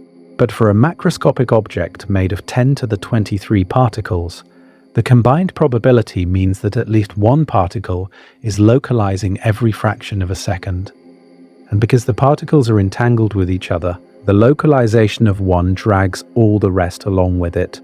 The cat collapses because the sheer number of particles in the cat makes spontaneous collapse effectively instantaneous. It is a real theory. It makes testable predictions. And it does solve the measurement problem, at least in principle. But look at what it costs. GRW introduces 2 entirely new fundamental constants that do not come from any deeper theory. The collapse rate approximately 10 to the minus 16 per second per particle, and the localization width approximately 10 to the minus 7 meters. These numbers are not derived from anything. They are chosen by hand to match what we observe. They are free parameters tuned to give the right answer, and there is no explanation for why they have the values they do. On top of that, GRW violates unitarity, which means it destroys information. It violates linearity, which means superpositions do not stay superpositions. And it has what physicists call serious mathematical difficulties when you try to make it compatible with special relativity. The divergences are, as the technical literature delicately puts it, intractable. GRW does not remove the measurement problem. It replaces it with 2 unexplained numbers and a violation of the deepest symmetries in physics. That is not a solution. That is a ransom payment. Roger Penrose tried a different approach. In 1996, he proposed that gravity itself causes collapse. The idea is that when a quantum system exists in a superposition of 2 states with different mass distributions, those 2 states correspond to 2 different spacetime geometries. General relativity says spacetime is curved by mass. So a superposition of 2 different mass arrangements is a superposition of 2 different spacetimes. And Penrose argued that this is inherently unstable, that the universe cannot sustain a superposition of 2 incompatible geometries for long. He proposed that the superposition collapses within a timescale determined by the gravitational self-energy difference between the 2 states. This is a genuinely interesting idea. It connects quantum mechanics to gravity in a way that few other proposals do. But it is still adding something. It postulates an entirely new physical process, gravitational collapse, that has never been observed and that is not predicted by either quantum mechanics or general relativity as currently formulated. It introduces a new fundamental timescale connecting quantum behavior to gravitational energy, and recent experiments conducted under the Gran Sasso Mountain in Italy in 2020, designed to test exactly this kind of gravitational collapse model, ruled out the simplest version of the DOC-Penrose proposal. The original GRW model survived, as the experimenters noted, by a whisker. Then there is David Bohm's pilot wave theory, sometimes called de Broglie-Bohm mechanics because the French physicist Louis de Broglie first proposed something similar in 1927 before abandoning it under pressure from the Copenhagen group at the Fifth Solvay Conference. Bohm revived it independently in 1952 with a fully worked-out mathematical framework published in 2 papers in Physical Review. And the response he received from the physics establishment is one of the most disgraceful episodes in the history of science. The standard line for decades was that hidden variable theories like Bohm's were impossible. John von Neumann had proved it. In his 1932 book, in a section that most physicists referenced but few actually read, von Neumann presented what he claimed was a mathematical proof that no hidden variable theory could reproduce the predictions of quantum mechanics. This proof was accepted as gospel for over 30 years. Textbooks cited it, professors invoked it, students who asked about alternatives were told the question was settled. Von Neumann had proved it could not be done. Except the proof was wrong. The mathematician Greta Hermann identified the error as early as 1935, but her work was ignored. John Bell finally exposed the flaw definitively in 1966, showing that von Neumann's proof relied on an assumption so strong that it essentially assumed its own conclusion. Bell called it not merely false, but foolish, a word that carries considerable weight when directed at one of the greatest mathematicians of the 20th century. But by 1966, the damage had been done. 34 years of physics had been conducted under the false assumption that hidden variables were mathematically impossible. And Bohm, who had proved otherwise by actually constructing a working hidden variable theory in 1952, had already been exiled from mainstream physics. Not just intellectually, literally. He was forced out of the United States by McCarthyism, stripped of his passport, and spent decades in Brazil, Israel, and England. In Bohm's theory, particles have definite positions at all times. They are guided through space by a pilot wave, which is the wave function itself, evolving according to the Schrodinger equation. The particle surfs along the wave, and the wave determines which path it takes. This sounds appealing. It gives you a single world with definite outcomes. Particles are always somewhere specific. Measurements always have definite results. The randomness of quantum mechanics is explained by ignorance of the initial conditions, just like the randomness of a coin flip. But here is what nobody tells you when they present Bohm's theory as a clean alternative. The wave function in Bohm's theory never collapses. It evolves according to the Schrodinger equation forever, and that means all the branches that form through decoherence are still there. They still exist as mathematical structures in the wave function. The only difference is that the particle is in one branch and the others are empty. Bohm's theory does not eliminate the many worlds. It keeps all of them and adds an extra particle. It has more ontology than many worlds, not less. And on top of that, the pilot wave is explicitly non-local. It violates the spirit of special relativity in a way that even its proponents acknowledge is deeply uncomfortable.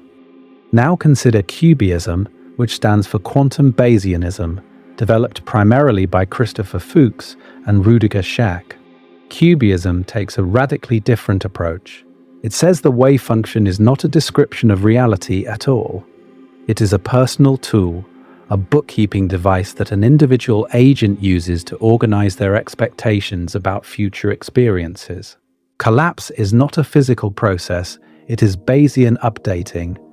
When you make a measurement and see a result, You update your beliefs just as you would update your probability estimate after seeing new evidence about anything else. Fuchs captured the flavor of this with characteristic wit. He said dogs do not use wave functions, and he himself did not collapse a wave function until he was 34. The point being that wave functions are things agents use, not things the universe has. Cubism dissolves the measurement problem by denying that quantum mechanics describes objective reality in the first place. This is logically consistent. You cannot have a measurement problem if there is nothing being measured except your own expectations. But the cost is staggering. Cubism gives up on the project of physics, as most physicists understand it. It says there are no observer-independent facts about the world. Your experience is your experience, and my experience is my experience, and there is no guarantee that they are describing the same underlying reality. Critics have charged, with some justification, that this borders on solipsism. And for a viewer who came to this video wanting to understand what reality actually is, being told that reality is whatever you believe about it is not an answer. It is a retreat. Carlo Rovelli's relational quantum mechanics, proposed in 1996, takes a somewhat similar path. It says that quantum states are always relative to another physical system. There are no absolute observer-independent states. When a photon hits a detector, the photon has a definite state relative to the detector, but not relative to an observer outside the lab who has not yet looked. Facts about quantum systems are relational, not absolute. In the same way that velocity is relational in special relativity, you cannot ask how fast something is moving without specifying relative to what. This is a deep and philosophically sophisticated idea. Rovelli argued that the common unease with taking quantum mechanics as a fundamental description of nature could derive from the use of an incorrect notion, like the unease with the Lorentz transformations before Einstein derived from the assumption of absolute time. But relational quantum mechanics has a problem. It cannot specify when relational events, the interactions that create definite states relative to particular systems, actually occur. It gives you the framework for talking about relative facts, but it does not give you the mechanism for producing them. And recent philosophical analysis has found that this gap is not a minor technical issue. It is the measurement problem wearing a different hat. And this brings us to the experiments.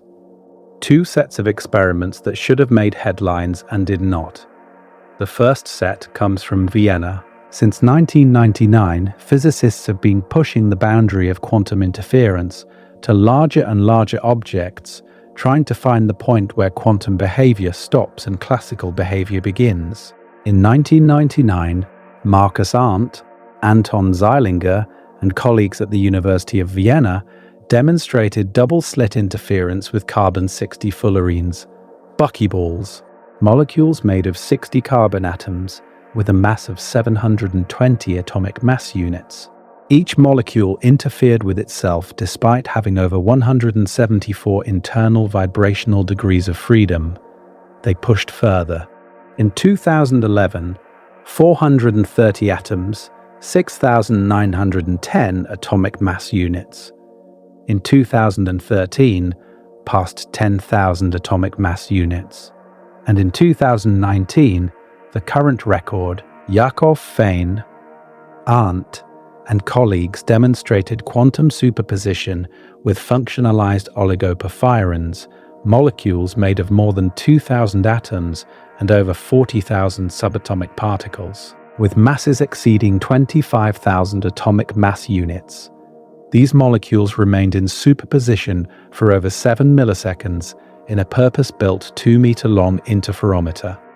Every time the boundary was pushed, the quantum behavior was there. Every time physicists looked for the point where superposition breaks down, where the Schrodinger equation stops being valid, they found nothing.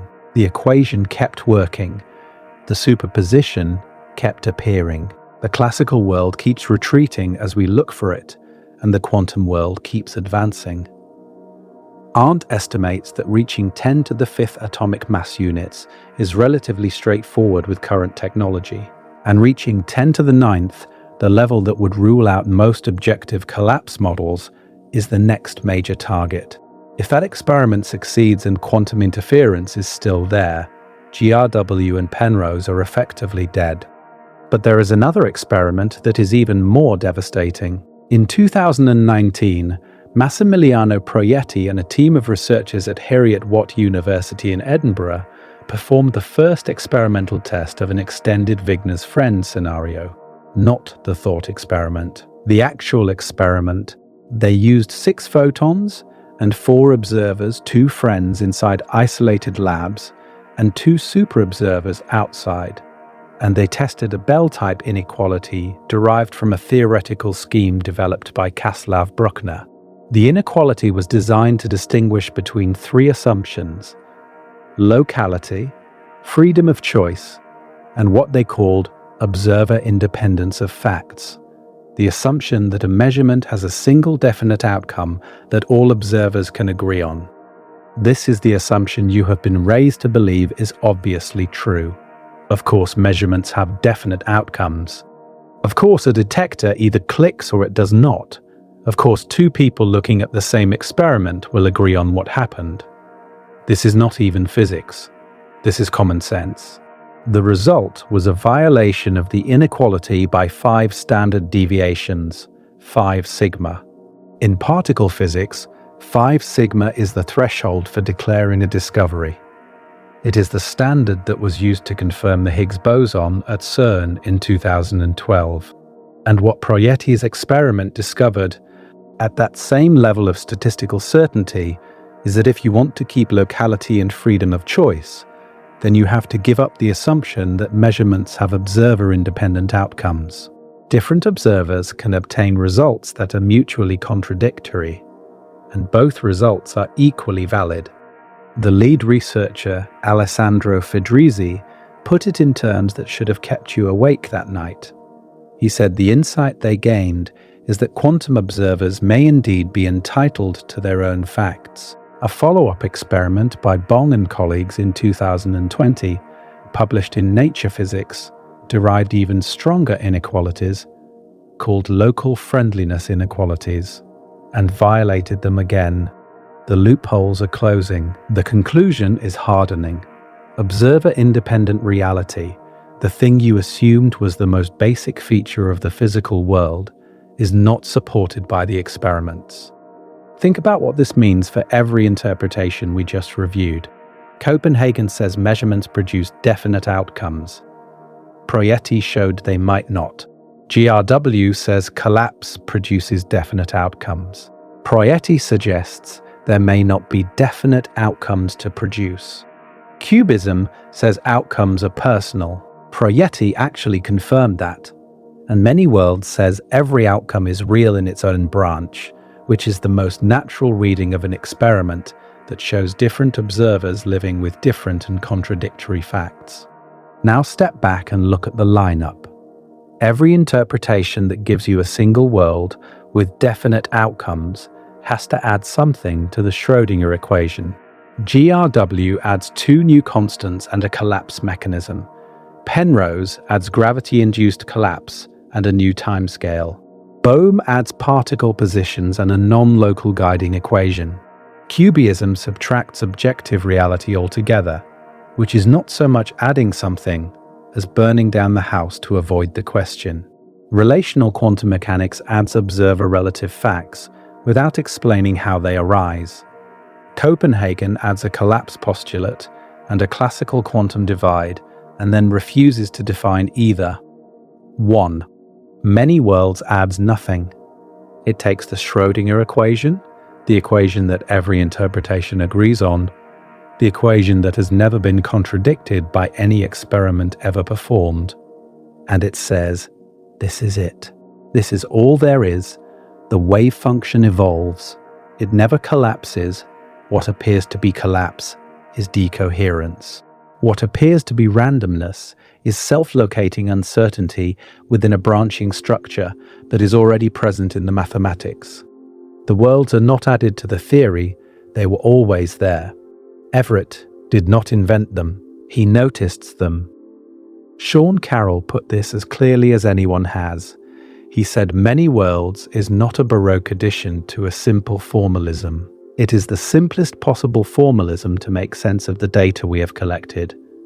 But it has far-reaching and mind-stretching implications.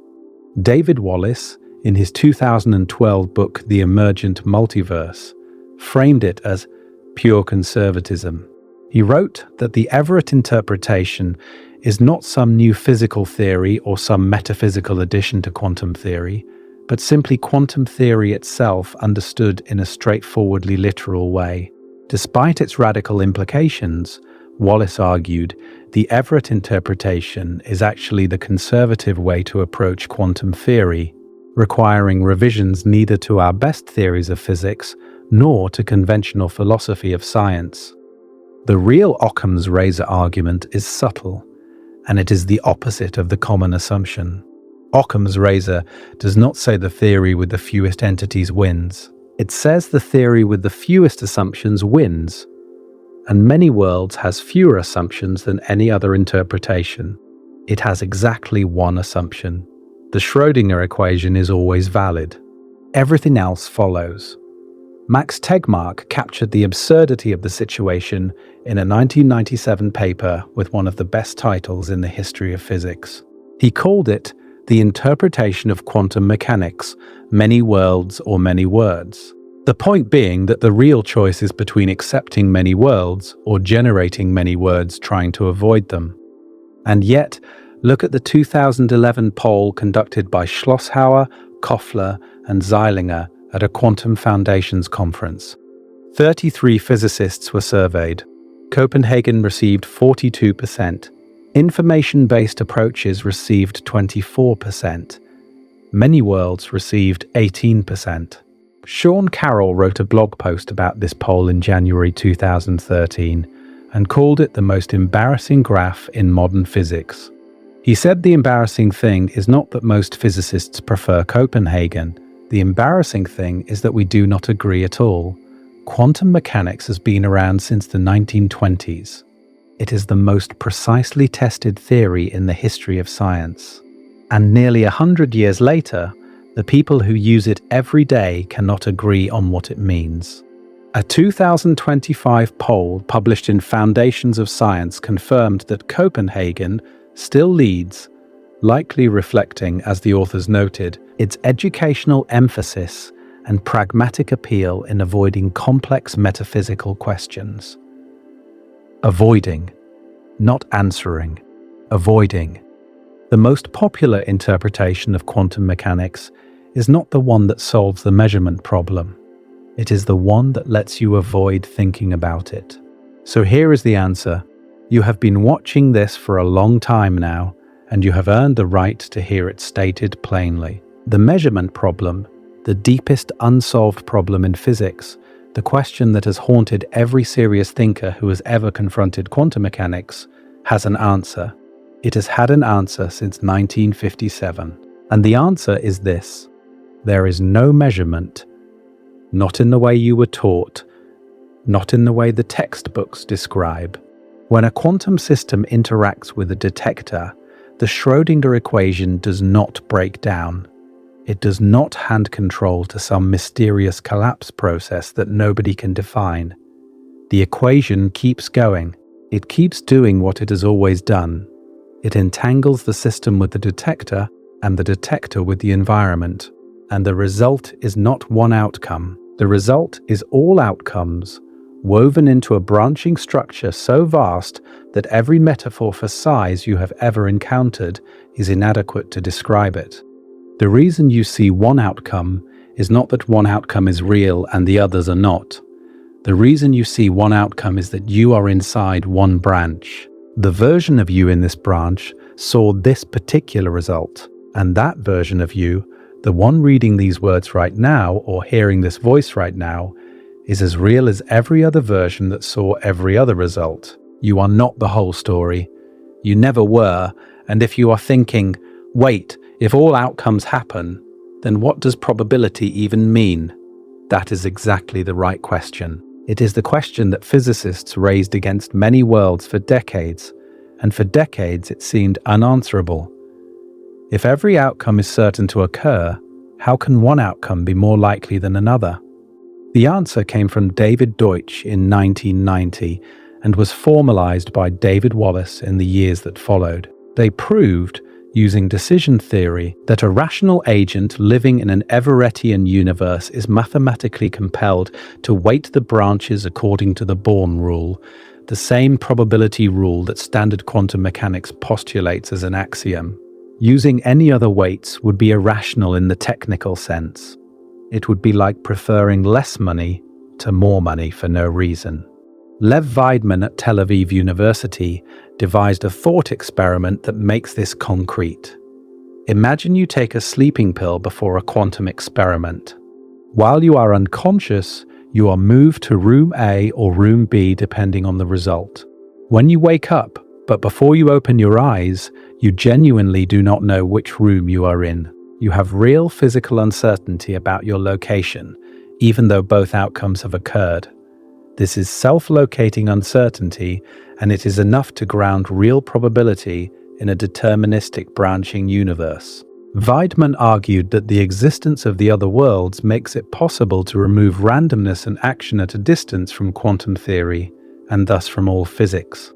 Think about what this actually means for your life, not as an abstraction, not as a thought experiment, as a physical fact about the universe you live in. Every quantum event that has ever occurred, every interaction between every particle and every other particle since the Big Bang, has produced branching, not some quantum events. Every quantum event, and quantum events are not rare occurrences that happen only in physics laboratories, they are the substrate of everything. Every chemical bond that forms or breaks is a quantum event. Every photon that is emitted or absorbed is a quantum event. Every nuclear decay, every thermal fluctuation, every interaction between every atom in your body and every photon of light that has ever touched your skin. Sean Carroll estimated the total number of branches that have formed since the beginning of the universe. The number is approximately 2 to the power of 10 to the 112th. Write that down if you want, but it will not help you understand it. There is no way to understand that number. It is not a large number in the way that a trillion is a large number, or the number of atoms in the observable universe is a large number. The number of atoms in the observable universe is roughly 10 to the 80th. That is a number you can write down. You need 80 zeros. 2 to the power of 10 to the 112th is a number that you cannot write down. If every atom in the observable universe were a piece of paper, and every piece of paper could hold 1 billion digits, you would still not have enough paper to write out this number in full. It is not a quantity. It is an abyss. Max Tegmark classified this as his level 3 multiverse, and he made a point that most commentators miss. Level 1 is the infinite space beyond our cosmic horizon, other regions of the same Big Bang that are too far away for light to reach us. Level 2 is the string theory landscape, roughly 10 to the 500th different possible configurations of physical constants, produced by eternal inflation. Level 3, Everett's many worlds, is all the branches. And Tegmark argued that level 3 actually adds no new types of universes beyond what level 1 and level 2 already contain. It just produces more copies. The same physics, the same histories, duplicated across an incomprehensible number of branches. If you already accept that the universe extends beyond our horizon, which every cosmologist does, then accepting many worlds is not a leap, it is a footnote. And every one of those branches contains a version of the universe that is from the inside completely indistinguishable from the one you are in right now. Each branch has its own stars, its own galaxies, its own planets, its own history. Each branch has its own version of you, if the branching happened to involve anything in your causal past. And each version of you is absolutely convinced that they are the only one, that their universe is the universe, that their experience is the experience, that they are sitting here right now processing this information alone. You are not alone. You have never been alone. There are more copies of you than there are atoms in this universe, and every single one of them believes exactly what you believe right now, that they are the real one, that the others, if they exist at all, are somehow lesser, somehow hypothetical, somehow not quite as real as the version sitting in this chair, breathing this air, hearing this voice. But the mathematics does not support that belief. The mathematics says every branch is equally real. The mathematics says the universal wave function does not contain any marker, any tag, any special designation that distinguishes your branch from any other. You are not the trunk of a tree with other branches splitting off from you. You are a branch. You have always been a branch. And the trunk, the universal wave function, does not know your name. This is what Everett saw at Princeton in 1955. This is what he wrote in those 137 pages that Wheeler forced him to cut. This is what Bohr refused to hear in Copenhagen. This is what Rosenfeld called undescribably stupid. And this is what the mathematics has been saying quietly, patiently, relentlessly for nearly 70 years. Let me show you why this is worse than you think.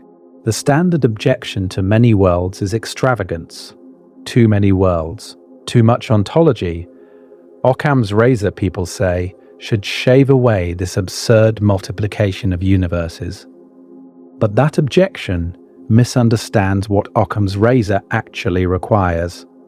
It requires the fewest assumptions, not the fewest things. Newtonian gravity assumes simple laws and predicts an infinite number of possible orbits. Nobody objects to Newtonian gravity on the grounds that there are too many orbits. The orbits are consequences of the law, not additions to it. And the branches in many worlds are consequences of the Schrodinger equation, not additions to it. Here is what should keep you awake. Every other interpretation of quantum mechanics secretly contains the many worlds, whether it admits it or not. In Bohm's theory, the wave function never collapses. All the branches persist. Bohm just adds a particle that rides along one branch and ignores the rest. The other branches are still there, evolving, just as real mathematically as the occupied one. In GRW, the branches exist until the collapse happens. The collapse has to actively destroy them. In Copenhagen, the branches exist until someone draws the arbitrary line between quantum and classical and declares that collapse has occurred. In every case, the many worlds are the default. They are what the equation produces on its own. Getting rid of them requires extra work, extra assumptions, extra machinery. And every piece of extra machinery introduces new problems that are at least as severe as the one it was designed to solve.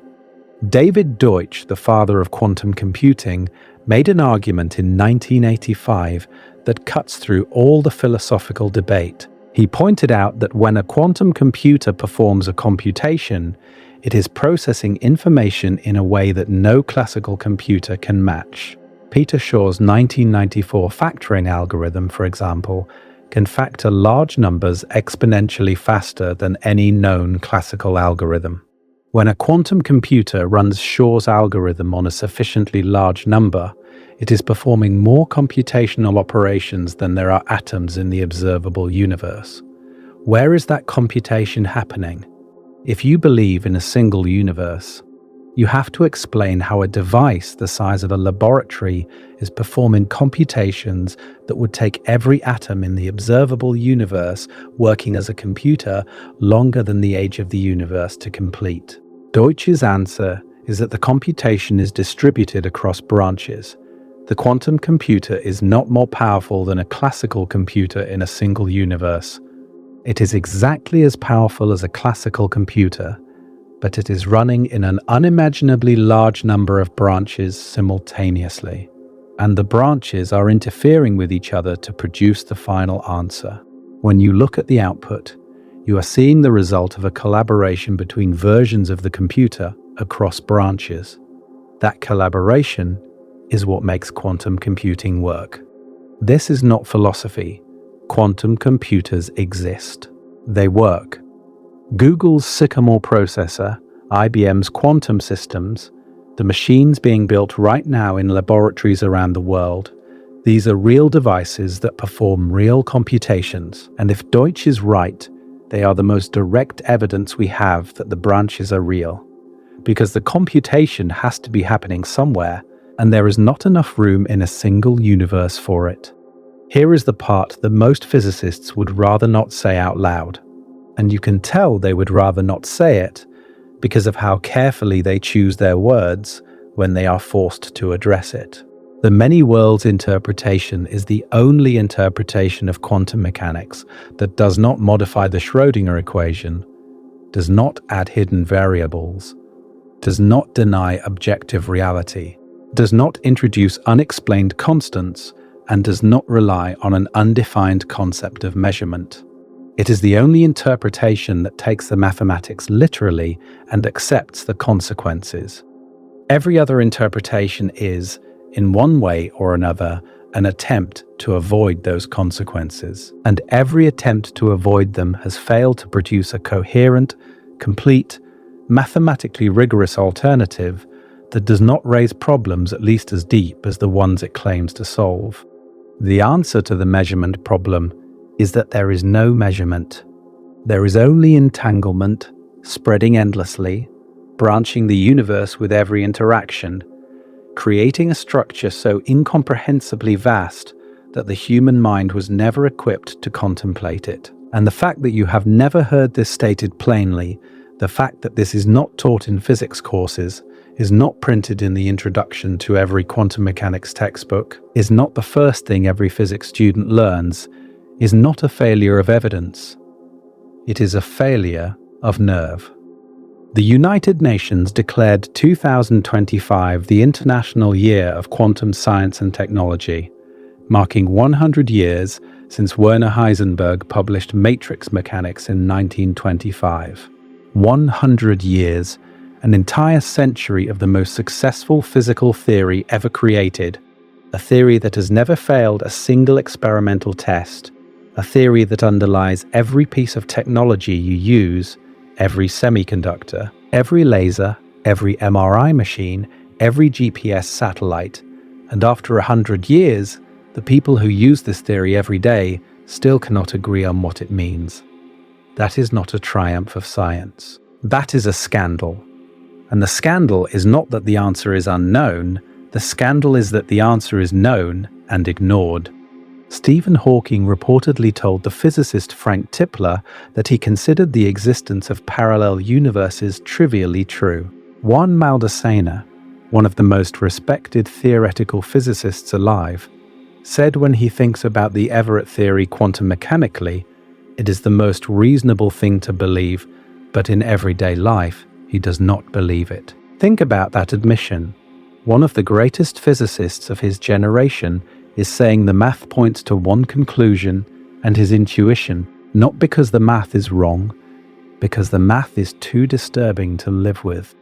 Hugh Everett chose differently. He looked at the equation and accepted what it said.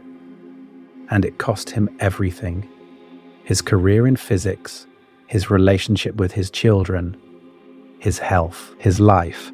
He died at 51, alone, legally drunk, and his son found the body the next morning, and it was the first time they had touched. 14 years after that, his daughter Elizabeth wrote a note saying she wanted to be sprinkled in the garbage, and maybe that way she would end up in the correct parallel universe to meet up with Daddy. She was making a scientific statement. She understood her father's theory better than most of the physicists who dismissed it. She knew that if the theory is correct, then somewhere in the universal wave function, there is a branch where her father is still alive, where he did not drink himself to death, where he came to her school plays and taught her about quantum mechanics and was there when she needed him. That branch is not a metaphor. If the Schrodinger equation is always valid, that branch is as real as this. And you cannot get to it. That is the measurement problem's answer. and that is why nobody wants to hear it. Not because it is wrong, but because it is right, and there is nothing you can do about it. You are a branch. You have always been a branch. You will go on branching with every quantum interaction that involves any particle in your body, which means you are branching right now. As you hear this thousands of times per second into versions of yourself that will diverge in ways too small to notice and then in ways too large to ignore. And none of those versions will ever know the others exist. The Schrodinger equation does not care what you want. It does not care what is comfortable. It does not care what you were taught in school or what your intuition tells you about the solidity of the world around you.